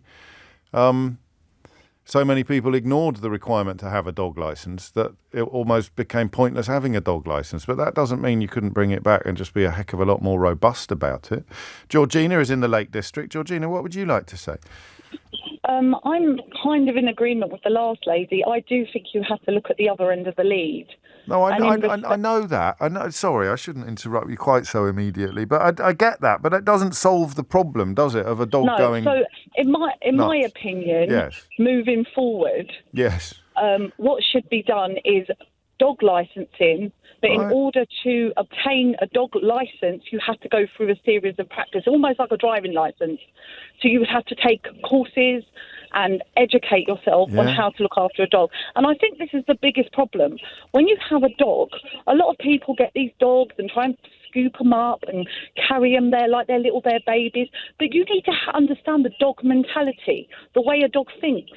So, like, I've had Rottweilers all my life. Currently, I don't own any dogs. I've had Rottweilers all my life. Yeah. And I was fortunate enough that when I bought my dog, I went to an absolutely wonderful lady who worked for the Kennel Club who taught me how to deal with my dog. So she taught me the way the dog's thinking process. So when me and my children walked through the door, lots of people put their dog on the lead, leads them out the door. Well, that's wrong. You're supposed to let the dog hold back, the family walks through the door first, and the dog goes last, because you're allowing that dog to understand the hierarchy of its position in that home. Okay, no, I mean, all of this makes sense. I don't know how feasible it is. I mean, how many dogs are there in the UK? Any idea? Oh, I haven't a clue. Nor have I. What are you going to do? So have retrospective lessons and licensing for all of them, or are we just going to go after the new ones? I do think you have to understand the dog comes from, all the dog breeds come from the same type of thought thinking. And I think if people are taught how to deal with the general process of how dogs think and the way they would live in the wild and bring that back to reality. No, it's never going to work. You're never going to be. I mean, you've got people going, get lost. I'm not going. But some people think they're brilliant already. It's just like cars, isn't it? You know, we've got compulsory car licenses. It doesn't stop people joyriding. Yeah, maybe. So your logic leads you to being opposed to any ban on any dog. See, the thing is, I personally think there should be a ban on people. I think it's the people that are causing the issues with the dogs. Well, who's going to own the dogs if there aren't any people? It is the calibre of people that want to own these. Who's going to feed the dogs if there aren't any people? No, understandably, but if there's not a demand for the dogs, the breeders stop breeding. It's as simple as that. Yeah. Yeah, and at the end of the day, you have to understand that the type of people that want these big bully dogs are the type of people that are not going to treat them correctly and not going to train them correctly. Well, except for Sophie, who we just spoke to. So there always are some owners of these dogs who sound like model dog owners, or even reluctant one. I don't quite know here. Nick in the Wirral has piqued my interest. I'd like to know a little more about this. James, we've been stuck with an XL bully. It's like having a loaded gun in your house. But of course, you know, hop over the pond to America. People think you're weird, or lots of people think you're weird if you don't have a loaded gun in your house. It's 11:45. James O'Brien on LBC. James O'Brien on LBC. 11:48 is the time. I think that there is a grave danger, isn't there, of the something must be done school of thought. Politicians can be forgiven for falling into it. I think perhaps the worst example was the time, was it Ed Balls intervened to get rid of the head of social services, a tragic death of a child. But the idea that the correct response to that is to fire someone whose track record, I think, as a senior social worker had previously been pretty impressive. I may have got the facts wrong on that, but you know, when the clamour starts, for a politician to ignore the clamour is probably the best course, but sometimes it's impossible. So you now have the Home Secretary and the Leader of the Opposition backing a ban upon a specific breed of dog, an XL bully, as a consequence of a viral video clip in which one example of this breed went haywire and attacked 3 people. However, then you read that over 70% are killings, and it'll be a relatively small number of killings, so the percentage sounds a lot more striking perhaps than the total number would, but 70% of all dog-related deaths have been caused by the same dog, the larger American bully. So you sort of think, well, maybe that's where the graph goes. But that means you wait. So a new breed comes along, you wait until it is responsible for, say, 70% of all dog-related deaths, and then you ban that. And because that seems a little bit reductivist, I've been arguing all morning that banning dogs is ridiculous. But is it, actually? You ban that. A lot of you are pointing out it sounds like a conversation about legal highs. And a legal high comes along, you ban it, and then another one comes along, and then you ban that. You never actually get rid of the problem of legal highs.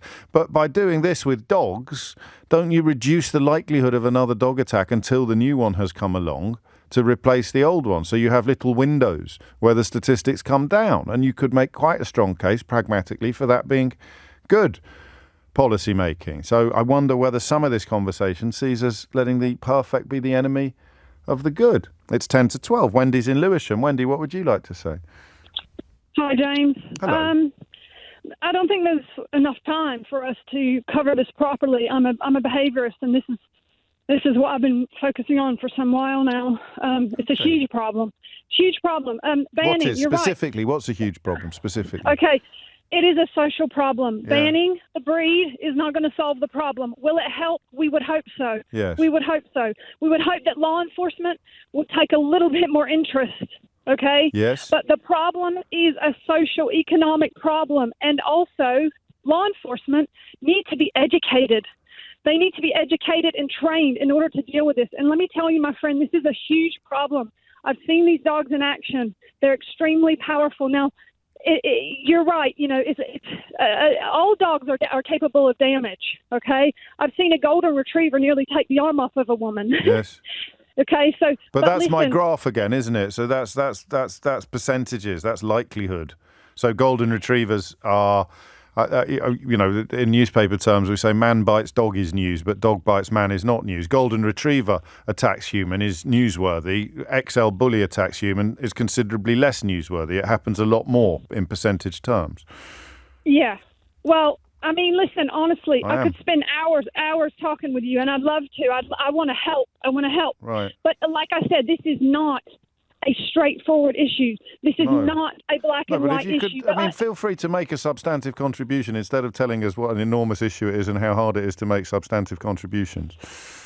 Well, what needs to happen, in my opinion, is that a team of professionals need to come together and come up with a solution for this problem, because these dogs are here and they're here to stay. And even if they're not here to stay, even if you do ban them, then it will be a few years before we're talking about another breed of dog that we haven't previously heard of. I am leaning towards the idea that is better than nothing, actually. So I'm slightly shifting in my position on this, but I while recognising the long-term futility of it. But Wendy's right, you probably need some sort of intervention. You need a bit more government, which you're unlikely to get while the Tufton Street vampires have still got their fangs in the neck of the cabinet. It is 11:53. Gareth is in Birmingham. Gareth, what would you like to say? Yeah, so in a previous life, I was a watch commander on a technical rescue station, fire service, and we were given the job of breaking into cannabis farms for police. Oh. Because of our equipment, and they quite often used these sort of dogs to guard the premises. Oh God, yeah. I didn't so know we that. had training off a police officer his speciality was these dogs. Right. And essentially, these dogs are. It's not the size and power of the dog; it's the inherent trait. These dogs were bred to take down bulls. Some dogs were. I don't know that the XL... Oh, is that why it's called a bull terrier? Yeah. Oh, yeah. That was close. I nearly made a bit of a mistake there. Yeah. So when they were kicked by the bull, it didn't deter them from attacking the bull. Right. It would just get them more riled up. Okay. It's the same reason you see border collies herding sheep and not Labradors. Each dog's got an inherent trait. But they're bred out, aren't they? They find a trait that you want to kind of develop, and you breed it accordingly. So where do you stand on the do you ban them then? Because an inherent trait is quite hard to pin down. Yeah, but just go on. Just an analogy you used was the amount of pain they can withstand is immense. So he said if you get 10 Cocker Spaniels and 10 toddlers. Yeah. He said, and you get a toddler to pinch their nose, you'll get 10 kids with bitten hands. Right. He said, if you did the same to a pit bull, he said you get 9 toddlers without bitten hands and one with his head ripped off. Right. That's the analogy he used. And anecdotally as well, if a dog goes for you, one of these dogs goes for you. The thing to do is to stop it moving its head. So you can kick it all you like, and I've actually done this. Okay. You can kick it all you like; it will not let go. What it tries to do is it tries to rag your arm or your leg. Oh yeah. That's what causes the damage. So what you do is you get on top of the dog, and you stop the head from moving, Right. and then you stick something up its backside, Really? and that'll make it let go. Well, I think it would me. So I just might have saved a few people out there just by giving them that bit of advice. And I don't really stand anywhere on that argument. I mean, how do you ban a bull? Well, I was going to ask you that because I love that thing. I mean, presuming it's true about the 9 out of 10 are not actually going to go for you, but the one that does is going to go for you on a scale that is. And do you know what, James? It's why some of these people infuriate me. And they say it's the owner, not the dog. Yeah. Unfortunately. You can train a dog really well, but it's still a wild animal. Like one of your previous callers said, it's still a wild animal. You can't let domesticated wild animal. No, I think that is often a way of people reassuring themselves that their dog's okay, and they are good and responsible owners, but they want to reassure themselves that this could never happen to them. We all put quite a lot of energy into reassuring ourselves that this could never happen to them, but it could. That's the bottom line. The bottom line, it could. You could be the most responsible, brilliant pet owner in the world, but you know the circumstances could conspire to create a scenario in which your dog went for you. But banning them just seems a bit kind of meh, doesn't it? It's like, all right, we've banned that today. What are we going to do tomorrow when another one comes along? A new one. Yeah, well, I don't know what the answer is. Do you like dogs? Oh, I've got dogs. I've always had dogs. You Absolutely love them. And it didn't. Think about it. It's a little bit like the gun control debate in America, isn't it? Yes, it is. It is a bit like that, actually. Except that I think most of us in this country, at least, could live with the abolition of guns, or at least making owning a gun much harder than it currently is. Whereas doing that with dogs would be a different proposition entirely. And did having to deal with these sort of nightmare dogs, did it affect your attitude to your own dogs at all?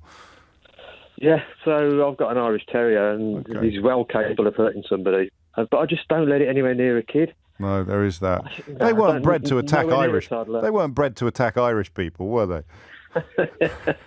Otherwise, I'm not going anywhere near it either. I'm just checking on the nomenclature of dogs. A bull terrier bred to attack bulls, an Irish terrier. I wouldn't put it past the English over the last couple of 100 years. 11:57 is the time. You're listening to James O'Brien on LBC. Don't cancel me. I'm just having a bit of fun. Take care, Gareth. Last word on this, I think, to Sally, who's in Holyport. Sally, what would you like to say? Hi, James. Good morning. I'm so excited. Well, so it's going to be a massive anticlimax. I can only apologise in advance. I can't believe I'm talking to you. I'm so excited. Well, I can't believe I just talked about having things put up bottoms with the last fella. So everyone's in a state. We're going to run out of time. Hurry up. Say what you have to say. Quick. Okay, so got a dog on the table at the moment. Toy breed. Bred. What's it bred to do? Oh, my God. It's bred to give me affection, attention, sit on my lap, do everything I want it to do. You've got to ban the breed. You've got to do it for the reason it was bred. What was it bred to do? What's its job? What's it been bred to do? It's hardwired into its DNA to fight. It's going to do it at some point. But then we're going to ban Alsatians, aren't we? And Dobermans. No. The Alsatians are pastoral. Dobermans are working. It's what's hardwired to the DNA. What's it bred to do? What's its job? You don't. Just like the other guy was saying. You don't need to teach a pointer to point, it will just do it. You don't need to teach a Springer Spaniel to flush, it will just do it. They've all got a job to do. They're bred hardwired into them. You do not want to own a dog. So how many breeds are you banning? How many breeds are you banning then? Well, we've got them all on the list at the minute. We've got but this XL bully, God, it's got a lot of them banned breeds in it, hasn't it? Well, what is an Irish Terrier bred to do? Irish Terrier is... oh God, I'm not an expert. I just know. Well, how are you going to? You can't go around banning things without being an expert. No, hang on a minute. I'm hanging on. It comes under the terrier. Yeah, it comes under terrier group. Well, it's something to do with what? Eating something. Eating something. What? Yeah, what's it going to be? I don't know. Terrier. Manchester Terrier. What do terriers like doing? Rats. Ratting, they go after rats. Ratting. Yeah, but that's been bred to kill. Yeah, another animal. Well, what's a bull? What's a bull? A bull's another animal. Yeah, but do you want to be at the end of a terrier or at the end of an XL bully? That's not the point. The point was you said we've got to ban all the dogs that are bred to attack animals, and I pointed out to you that bred to fight, bred to fight other animals. And what you were saying, earlier was really good as well. You're looking at you're just sucking up to me now. How's it built? Yeah, but then you've taken it. Pound per pressure. Pound per pressure. That's a good one. That'd be on top trumps per jaw. Yeah, that'll come from the wolf. Okay. So you could, if you were going to do a ban, it would be pretty hardcore and pretty far-reaching. But it would involve people being alive who would otherwise be dead. And we're kind of, in some ways, back where we started. Thank you, Sally. Great stuff. That didn't live up to expectations, that call, did it? You were so excited at the beginning. Was it an answer? So excited. Was it? You really took me on, didn't you? And my brain couldn't think fast enough on the terrier. But that's all right. That's how it works. Yeah, so many breeds of dogs. Oh my God, I'm still learning them all now. Well, that's the point, isn't it? And so, whatever criteria you bring in, they're either going to be not enough to make a difference, or too many to do the size. Anyway. Thank you, Sally. I enjoyed that enormously. It's 1 minute after 12. James O'Brien on LBC. James O'Brien on LBC. It's 4 minutes after 12. You're listening to James O'Brien on LBC, where we turn our attention next to another story that I told you would be coming around with rather more regularity than it has in the past. And this one it's a sort of hardening of resolve, I think you could probably best describe it as. The idea that the issue, the legacy of slavery, is a horror that needs to be addressed in more substantive and meaningful ways than it has been thus far. So beyond education and information, which of course some people remain opposed to, as a general rule, I don't think it's a good idea to trust people who are opposed to education.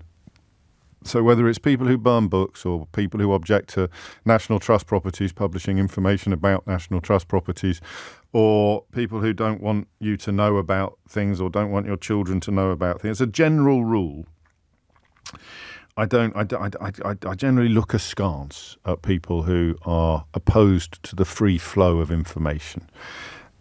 And yet it's not enough for many people when it comes to the question of slavery. And of course, I think one of the main reasons why, whether they realise it or not, people are opposed to education and information in the context of the slave trade is because of how shocking the truth is. I mean, whichever little small shock, or rather which small example of a massive shock you prefer, there are so many jaw-dropping moments in the most cursory examination of the history of the slave trade that you can see why people who perhaps have a little bit too much of their own personal identity tied up in the accident of geography that saw them be born in a certain country, you could not want this to be known. Pretty much all of the wealth which sustained the United Kingdom, sustained Scotland, England, and Wales throughout the glory days, was derived from the slave trade. I mean, so much of our, quotes, achievements, end quotes, were driven by the colonial thirst for more and more money. And therefore, if you have a slightly rose-tinted chocolate box view of Britishness, then you would probably not want the truth about the slave trade to be widely disseminated and known by every child in the United Kingdom. Is it an enemy of patriotism, do you think, for some people? I don't know. But I do know this. The demands for meaningful reparation are growing, and they are growing for two reasons. The first is organisation, and, well, I can speculate on the next bit that I say, but I'm not from the Caribbean, and therefore it would be speculation. But the organisation is going hand in hand with, I would say, the decline of deference. Now, I don't know about this, and I'm going to need your help. So this is a conversation that will be very much Caribbean flavoured. If you're from a Caribbean nation, I am much more interested in your thoughts on this than I am in anybody else's at the moment. That may change depending on where the conversation takes us. But the organisation is going hand in hand with a decline in deference. And what I mean by a decline in deference is something that you have taught me, when we've talked about issues like this in the past, not specifically this issue. It may actually have been when the King's son, when William and Kate had a bit of a nightmare, didn't they, on a Caribbean tour? And we were trying to work out why on the programme, how they had misjudged, how things had been misjudged so badly. And you explained to me that there would be a generational shift in attitudes to the royal family. So where your grandparents or your parents may have been very loyal subjects, younger generations were looking at the status quo with a little bit more scepticism. And of course, I think the flow of information is going to be part of that decline in deference. So we've actually got three themes there on issue one. You've got organisation, information, and a decline in deference, which drives demands for compensation, for meaningful reparation. Oh, it all happened last century, it all happened 200 years ago, why are you asking for reparations now? Well, answer, very simply, because the inequality that is endemic in our society, some of its roots go back to the slave trade. Some of its roots go back to the colonies. And the second thing that's driving it, alongside that sort of hat trick of phenomena, the information, organisation, and a decline in deference. The second thing that's driving it is the converse. It's actually the number of people whose family tree contains slavers coming forward to publicly repent, if you like, or to publicly apologise. And I'll give you a really good example of that. The former BBC presenter Laura Trevelyan, she is working with, or has at least given a big boost to, the Reparations Commission for St. Vincent and the Grenadines, which, I mean, she says herself, my family owned about 1,000 slaves on 5 different sugar plantations in Grenada in the 17th and 18th centuries. When slavery was abolished, our family received compensation. That's one of the jaw droppers that we refer to. That's one of the jaw droppers. Because we boast about abolishing the slave trade, and it's not only racists that do that when they're trying to shut this conversation down. But you show me a racist, and I'll show you someone who claims that we don't need to apologise for the slave trade because we abolished it. We abolished it by giving millions and millions and millions of pounds to the families of slavers. And of course, those fortunes in many cases will still be in play today. That's the difference between really, really rich people and the rest of us.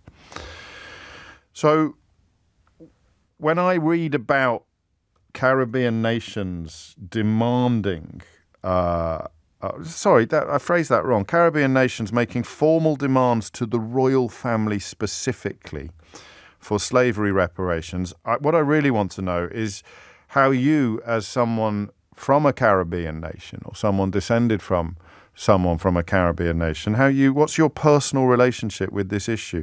We are hoping, this is a quote from the Reparations Commission, we are hoping that King Charles will revisit the issue of reparations and make a more profound statement, beginning with an apology, and that he would make resources from the royal family available for what they call reparative justice. This is Ali Gill, who's chairman of the Grenada National Reparations Committee.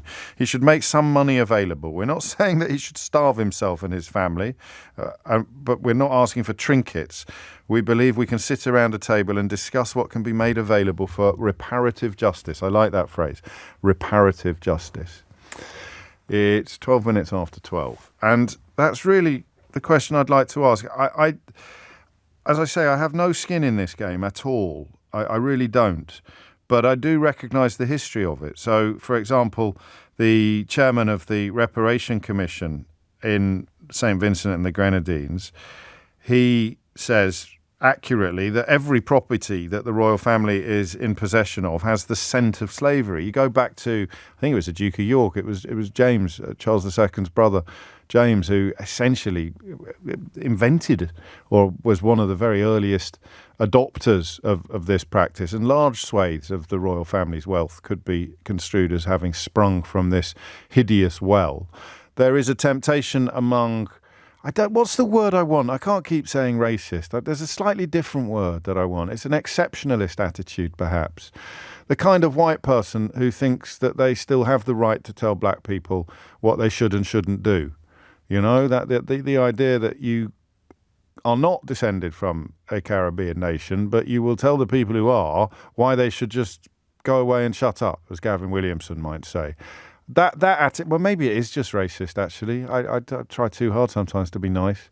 Maybe if you are a white person who thinks that black people should just be quiet and shut up about their centuries-old grievances, it is coming from a place of racism. Maybe not. It's something we can talk about, something we can explore a little further. But the fundamental question I have for you is what difference it would make to you personally.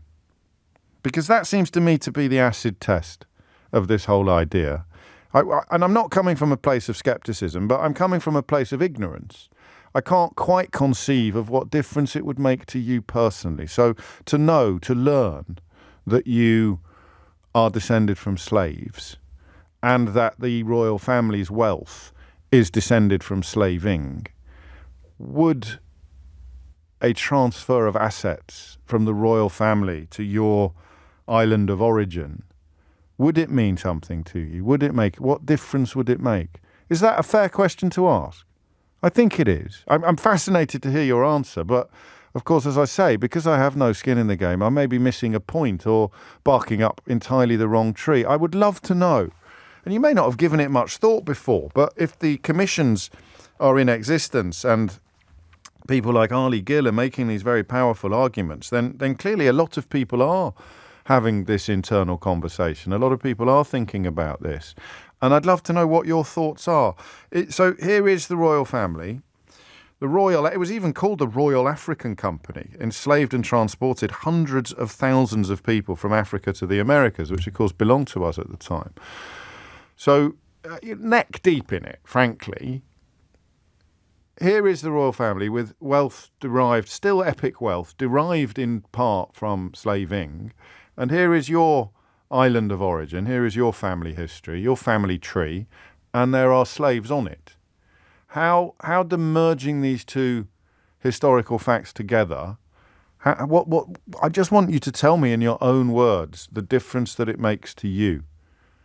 0345 6060 973. Maybe I should tell you why. Because I want to be better at understanding this. I just want to have...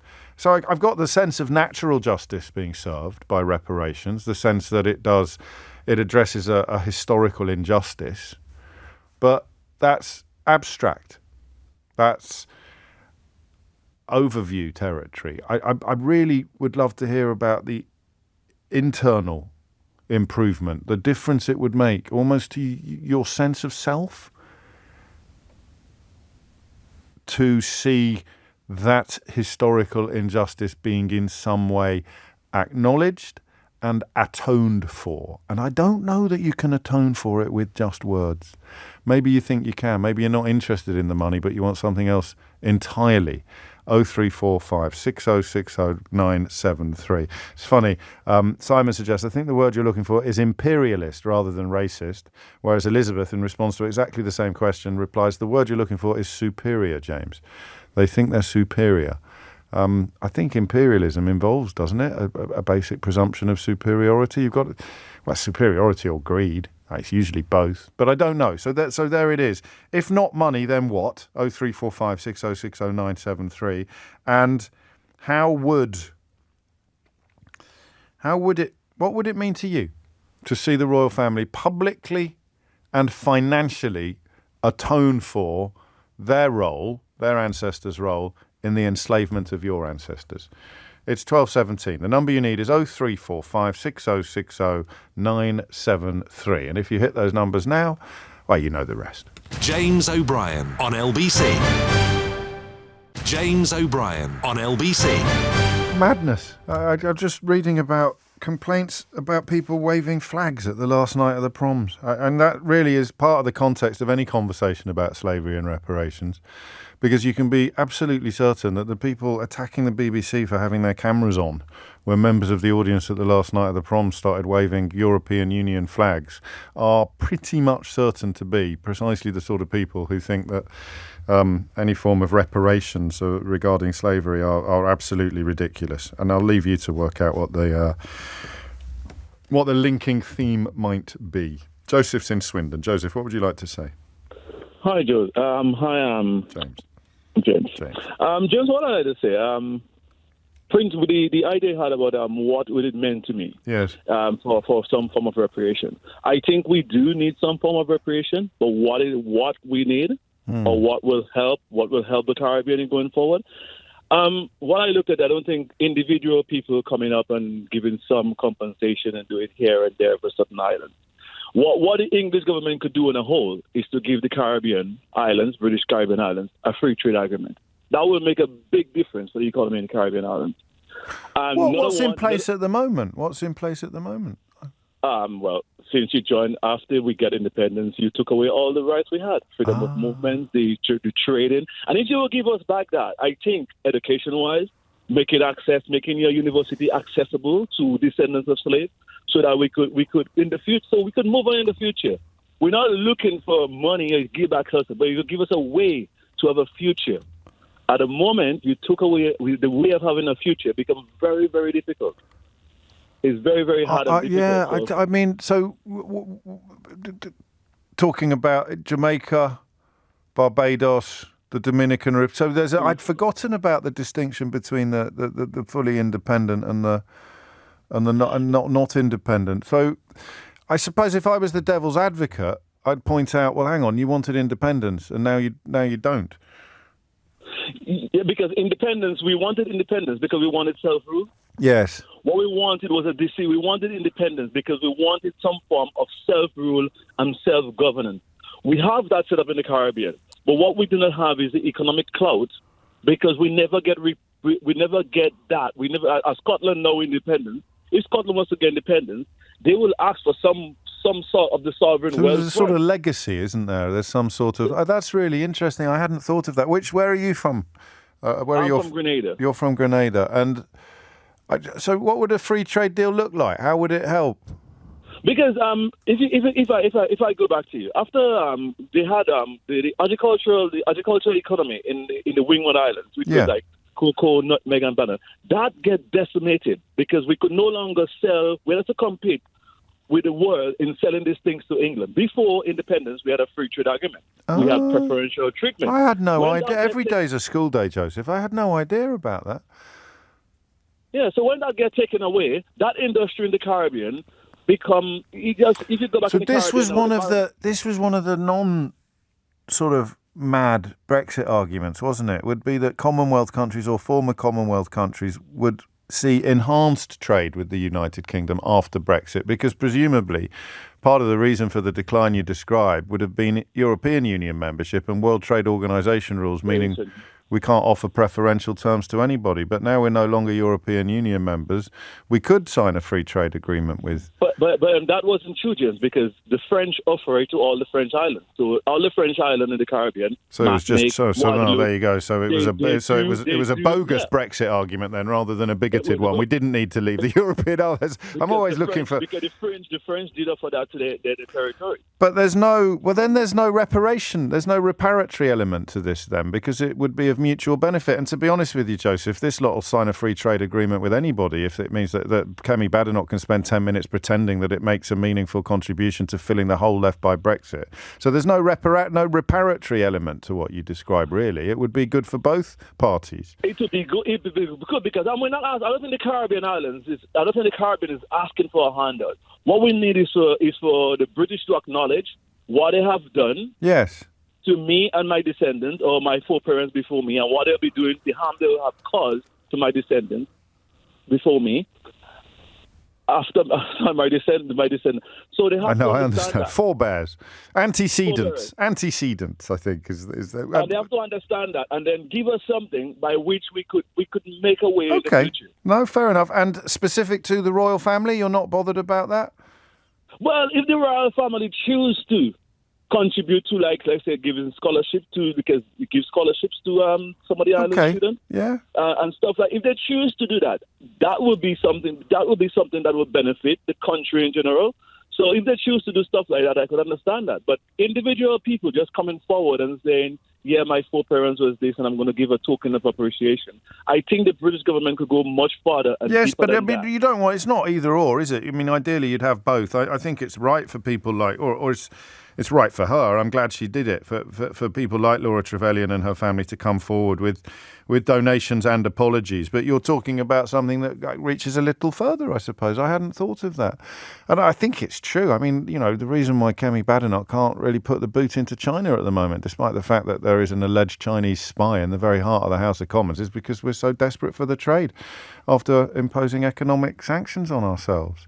David is in Maida Vale. David, thank you, Joseph. That's a perfect start. David, what would you like to say? Yeah, to be honest, James, this is a long, drawn-out conversation over years. I sit down with friends, family, and talk about this. At the end of the day, part of what the gentleman just said is correct, but the other half of what he said is also the problem. At the end of the day, to hell with this cap in hand kind of attitude. If, you know, tomorrow the UK government, whoever came along and said, okay, you know, 200 grand to every, you know, black person affected, etc., etc. By the end of next year, that money will be gone. Do you understand what I'm saying? That money will be gone. So we're wasting our time. What we have to speak about here, it's a legacy of removing history, removing right to property, removing land, these sort of things. I'm Jamaican by birth, and you look at the situation in the Caribbean as a whole, and you have a prime minister, for example, in the form of Andrew Holness. And to be honest, it's a crazy one because I didn't realize this guy actually was my next door neighbor when I was a little kid in Jamaica. Gosh. He lived two doors down from me. You're not going to libel him, are you? No. Carry on. So with this in mind, I look at the situation. Now, you go onto Wikipedia, Yeah. You look at this, and you look at Andrew Holness, appointed by the Governor General. Right. Who is the Governor General? Another dude who reports to King Charles. Yeah. It says so, not just on Wikipedia. It's the fact. So if you look at a leader of Jamaica and he's appointed, so what does that mean? He's supposed to be elected, but he's appointed. So without going down that rabbit hole, I'm making my point. Yes, you are. Are you sure it's I mean, is there not an election? So there is an election. Yeah, well, the Prime Minister is appointed. Hold on. I'm holding. James, I'm here. You also have every year probably about 10 shipping containers worth of firearms shipped into Jamaica every year to kind of facilitate election to and froing, shall we say? Okay. So let's not get into that. No, we don't send the guns there. Someone does, and Jamaicans can't afford those guns like that in their hand. Anyhow, the point what I'm trying to say is, you go then back to the situation of tracing the history of slavery, i.e. the slave register. The slave register is held at Kew, the National Archives over in Kew, down by Richmond there, Yeah. When you go online to actually, as a black person, looking to trace your history of, you know, going back to slavery, the mid-1800s, you find that you run straight into a brick wall as soon as you hit somewhere about 1840, that sort of way. Then you look at how they hold the records down there. It's basically they've taken a photo of a handwritten page. Right. Now, you look at anyone else's history from a manuscript perspective, it is translated and typed out digitally. Okay. So part of the reason why black people cannot trace their history beyond slavery and into slavery in order to ascertain who was responsible for their enslavement is because there's this drag your feet attitude. You have to be there in person. The you can't do it online. You can see it online, but you know you're reading autographs all day. Yeah. So how are you supposed to trace back to find out any sort of? Well, this is about impetus, isn't it? This is about the appetite for change, and if the appetite for change is not going to be coming from the oppressors or the oppressive party. Exactly. Yeah. So what I'm trying to say to you, sorry, James, let me make another couple points. Number I'm one, a bit late for the news, but I feel that you're in your prime now, David. So I'll give you another minute or two. Yeah, what I'm saying is people who's affected by this need to cut the cap-in-hand rubbish, yeah? Yeah. We need to start to look at who the leaders are in these countries, these black countries, start to fish them out, because you'll find that their allegiance is not to the country. It is to some person that's sitting in a European country pulling the strings. That's deference. There's still a legacy of deference, a legacy of knowing your place. And that's what I meant at the outset when I talked about generational change. And the younger generations are much less likely to engage in the forelock tugging or the cap doffing than their parents or their grandparents were. So what about specifically and briefly the royal family paying money to Caribbean nations? If the royal family is found to have been involved actively in categorically slavery, categorically. If you notice, I've used the word certainly there needs to be some sort of recognition by them, and no, I'm not saying forcefully or any kind of disrespectful situation, but I'm saying it's only fair and right, even to their own reputation, to lead by example, to say, look, we haven't got a time machine to turn the clocks back, but certainly the now generation of royals will move forward in recognition of what the wrongs have been done in the past. At the end of the day, me as a person of colour, or a man of colour, because person is a corporate term, a man of colour, I do not want to hold anyone like that to any kind of disrespectful situation. The point being, we just must move forward with a positive attitude. Yeah. They can talk about it however they want behind the scenes, when in their own privacy, but publicly, certainly, it's helpful to their own. Yes, you'd think so, wouldn't you? You'd almost feel. I mean, I know the King of Holland has done that. The Dutch King has done that and spoken about the weight of the words, feeling the weight of the words in my heart and my soul. And you sort of, I know King Charles spoke about sorrow, but didn't go so far as an apology, a party. There should be. I mean, if it was your great-great-great-great-granddad, there should be something you feel in your bones about it, and that is what you should be communicating to the world and to people. David, thank you. I mentioned I was late for the news. It is 12:32. Lottie Morley is here with your headlines. James O'Brien on LBC. James O'Brien on LBC. It is 12:36, and open up a little wider now. In thing we haven't done before, actually. I usually rely on Idiot's Corner for this, or some of the harder of thinking contributions to my inbox. But the opposition to this, I mean, it seems to me to be such a simple case of natural justice being served. Here are some people that, I think the last, someone sent me a message, I'll dig it out in a minute. I think that the youngest, here you go, the last American slave died in 1971. The last child of a slave, Daniel Smith, died last year. The last slave owners, this is in America, died in the 1950s. It's in America, but it is the slavery that essentially we invented, the Royal African Company in particular, transporting hundreds of thousands from Africa to the Americas. So, I understand where the racism comes from, and I understand where it leads. That's where you get your, what about the Romans, or some absolute hogwash like that. And there's a brilliant Irish librarian, actually, whose name temporarily eludes me, but I follow him on Twitter, and he's superb on debunking the idea that addressing the slave trade somehow, the Irish experience somehow equates to the black experience or the Caribbean experience or the African experience. It spoiler alert, it just doesn't. But obviously people desperate to denigrate or diminish the Holocaust of slavery like to pretend that it also happened to Irish people as well.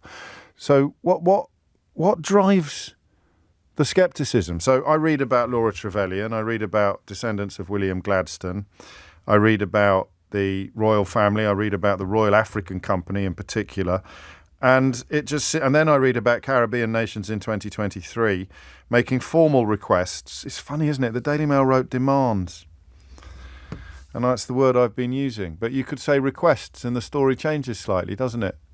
Doesn't it? Caribbean nations will make formal requests to the royal family for slavery reparations by the end of the year. Or Caribbean nations will make formal demands. And then, of course, the headline becomes, now King faces cash demands over slavery. It sounds like they're holding him hostage. It sounds like they're trying to blackmail him. If you simply wrote Caribbean nations ask for reparations, it's got a very different flavour for King faces cash demands over slavery. So where does that come from? Where does that implicit Daily Mail prejudice come from? Where does the idea that I use very loosely, should not be atoning for slavery? And atoning is different to apologising. Atoning is an act. An apology is talking. It might be completely sincere, But where does it come from, this reluctance to atone? The kind of people who, if you like, would argue that this is something that does not need to be done. I guess what I'm asking is there a rationale in place there that won't sound either imperialist, colonialist or racist?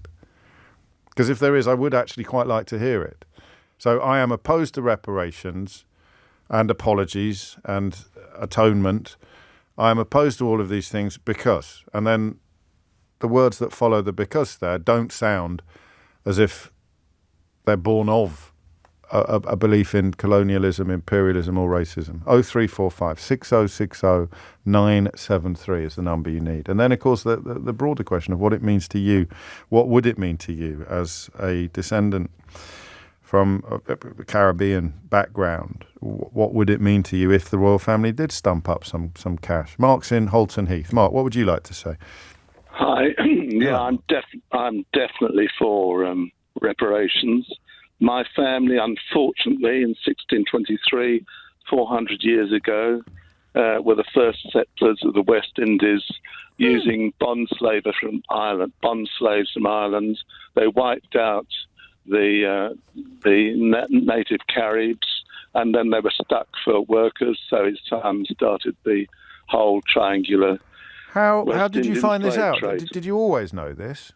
Yeah, virtually. It's in the family history, but the attitude to it definitely in this side of the family has changed. But in about a few years ago, we made a program on Sky. Oh yeah. It was called "So You Think You're Royal." That was irrelevant. It was to do with our connection. Yes. And I got comments from a lot of members from my family that, what difference can we make? Why are we going to the past? What counts now isn't that. Right. And I had quite heated arguments. Where do you think they were coming from on that? What do you think their motive is? So I think I understand your motivation. It could be filed largely under a sense of natural justice or a desire for natural justice, and it doesn't matter how long ago it happened. If it was wrong, it should be addressed and atoned for. Your family members who were more sceptical about that, what drives them, do you think? Why stir up the past, I suppose. They were proud of this history, unfortunately. Oh, okay. And I am not. And when the BBC interviewed at the end of the commemoration of the ending of the slave trade, they came and interviewed me for their website. Right. They also tried to interview Richard Drax, who refused, because all around here in Dorset are his estates, and they're all paid for by the slave trade. Well, he's still got a big estate in Barbados, I think, as well. That's right, but he only stopped receiving reparations within the last 20 years, I think. This is I think the money that the government borrowed to pay his ancestors reparations only got paid back within the last 20 years. I think the flow of money from government to descendants of slavers was self-contained at the time of compensation, I think. Okay, but I bow to your wisdom. It's not wisdom. I could easily be wrong, but I think that, and that then is part of it. Then it's hang on a minute. Reparations involves me giving up something that I've currently got, and that's really easy to understand. Well, I only live in a small bungalow. So you're in favour of reparations because you won't have to pay anything back. Well, no, what could I do? Yes. And I felt, after making this programme for Sky, I was looking for, I'm a Baptist minister, but I was looking for a new role. Okay. And I worked for the Sailor Society, looking after the merchant seafarers of the world who live in almost slave conditions, the Filipinos, is that right? For months and months and months on end without seeing their families. And I felt this is one way that I could be making a bit of an atonement. Yes. And it's not either or, of course, because some people would say, why are we bothering with reparations when there is still modern day slavery? But again, that's a cop-out. You can easily address both. Yeah. Crikey. But I just feel it will, it was in the law that we took from these countries. It was commissioned by King James I, my ancestor was, and it was in the law of all these governors and uber governors in the West Indies. And I feel it should be in the law that reparations are made, that it shouldn't be the generosity of the royal family or the Lascelles or any other rich families. It should be in law. But that would be British legislation, though, wouldn't it? It would be. It would be. Yeah, I mean, again, I can't really argue with anything that you say. I'm surprised the Barbadian government can't do more. I know Mia Mottley has tried. She's certainly spoken about it, hasn't she? She's tried to. But they last time I checked, and I think this was November of last year, they were looking at legal requirements, but they could only do that at the other end of the but this whole traffic. Deference thing was still there. That's a couple of years after I made this television program. We went to the West Indies as a chaplain on a cruise. Yes. And we got there and met a load of black Warners who were relations of ours, but they were still looking out the window of the taxi saying, I've got a white Warner on board. You know, this sort of deference, which makes me cry, really. Well, of course it does. And it's been inculcated very, very, very deliberately over decades, if not centuries. Mark, that was absolutely fascinating. Thank you. Taking me right up to the wire as well. It's 12:45. James O'Brien on LBC. James O'Brien on LBC. 12:48 is the time. Aaron is in Crystal Palace. When you listen to people making arguments against reparations, it's not long before you start to detect the itching and prickings of guilty consciences mixed with self-preservation. You're right, Aaron, but you also have a kind of weird form of deference, which would be poor or not particularly wealthy British people galloping to the defence of extremely wealthy British people who wouldn't urinate on them if they were on fire. Let me see if I can find any examples of that. Here's one from Sam. Should the children, grandchildren, great-grandchildren, etc. of every murderer atone for the sins of their forefathers? Ridiculous. No, Sam, but the descendants of slavers who are still in possession of epic fortunes derived from slavery should give some of it back to countries whence slaves were traded. I hope that helps. I'm surprised you went to the trouble of writing that down. I would have thought as the letters appeared on the phone in front of you, you'd have realised how stupid you were being. And speaking of stupid, here's John in Hawley. I'm against reparation. Where do you draw the line? Africa chiefs who sold to Saud, who sold to the English, Romans who sold Brits into slavery, Vikings, who else? No, you don't have to pay reparation. I mean, who would pay those reparations? Again, you find fortunes in this country built upon the slave trade, and traceable names, actual traceable names. The plantation in Barbados is called Drax Hall, I think. You can find these people. The royal family have got a pretty rich archive, John, mate. If you want to find out what the royal family is, quite straightforward. There's even paintings of them in the National Portrait Gallery. It's not mysterious. You tell me the names of the Vikings that you're talking about and where their descendants are today, and you might have 10% of an intelligent point. But you don't. So you don't. On your crack. Logan's in Perth. Logan, what would you like to say? Hello, James. Hello, Logan. I'm from New Zealand. This is my 6th day in the UK. Welcome. Crikey. Thank you. Our foundational document in New Zealand is the Treaty of Waitangi, which is the agreement between the British Crown and the Māori people of New Zealand. I didn't know that. We've paid quite a bit of reparations to the individual iwi or tribes in New Zealand. Basically, what is a legal document. Funnily enough, what the English version and the Māori version say are two very different things. But they've come to realise that, the British, the Crown, as it's referred to, the New Zealand sort of government, didn't fulfil their end of the bargain. And they have actually come to the point of paying out reparations to quite a bit to these individual tribes. So in some way, shape or form, the Crown has paid out reparations, at least in New Zealand. Yeah, it's not widely reported here, that. No, funny that. I do love your show. Thank you. Never had a chance to call in. No, well, I'm delighted that you had. And I mean, you and I can only speculate upon the impact that has had on the recompensed communities. But I mean, presumably it's been a net positive. Well, we celebrate it in a way. Like Māori culture is celebrated in New Zealand. I'm currently wearing my. I work for the YMCA in New Zealand. Oh yeah. I've got a jersey on at the moment that says "Investing in the Next Generation." Underneath that is the Māori translation of that. I work with kids who, for lack of a better term, unsuitable for mainstream education. You know, and we sort of acknowledge that, you know, whereas the mainstream sort of education, dare I say it, but the colonial education system doesn't work for everyone.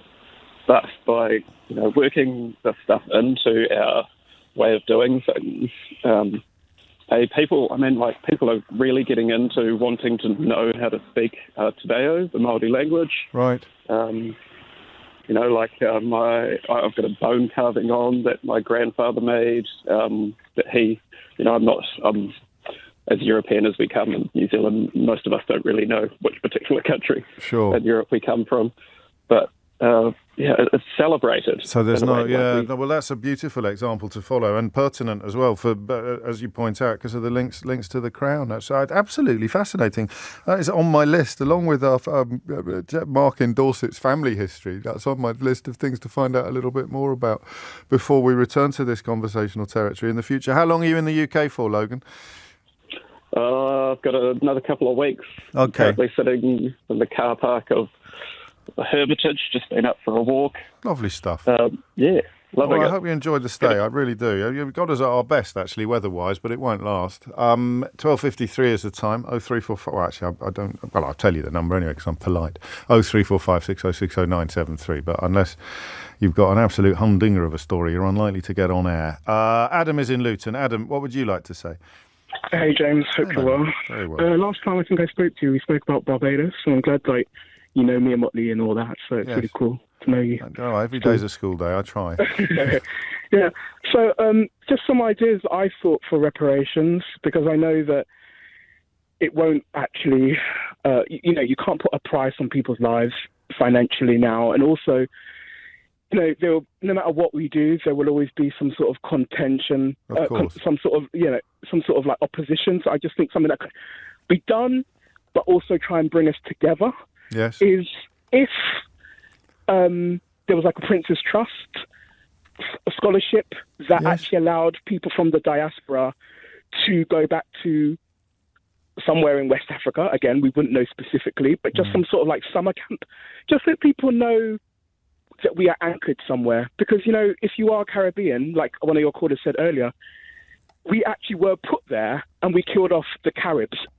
You know, so we're not actually from there. I think that a lot of people don't understand, or they do understand.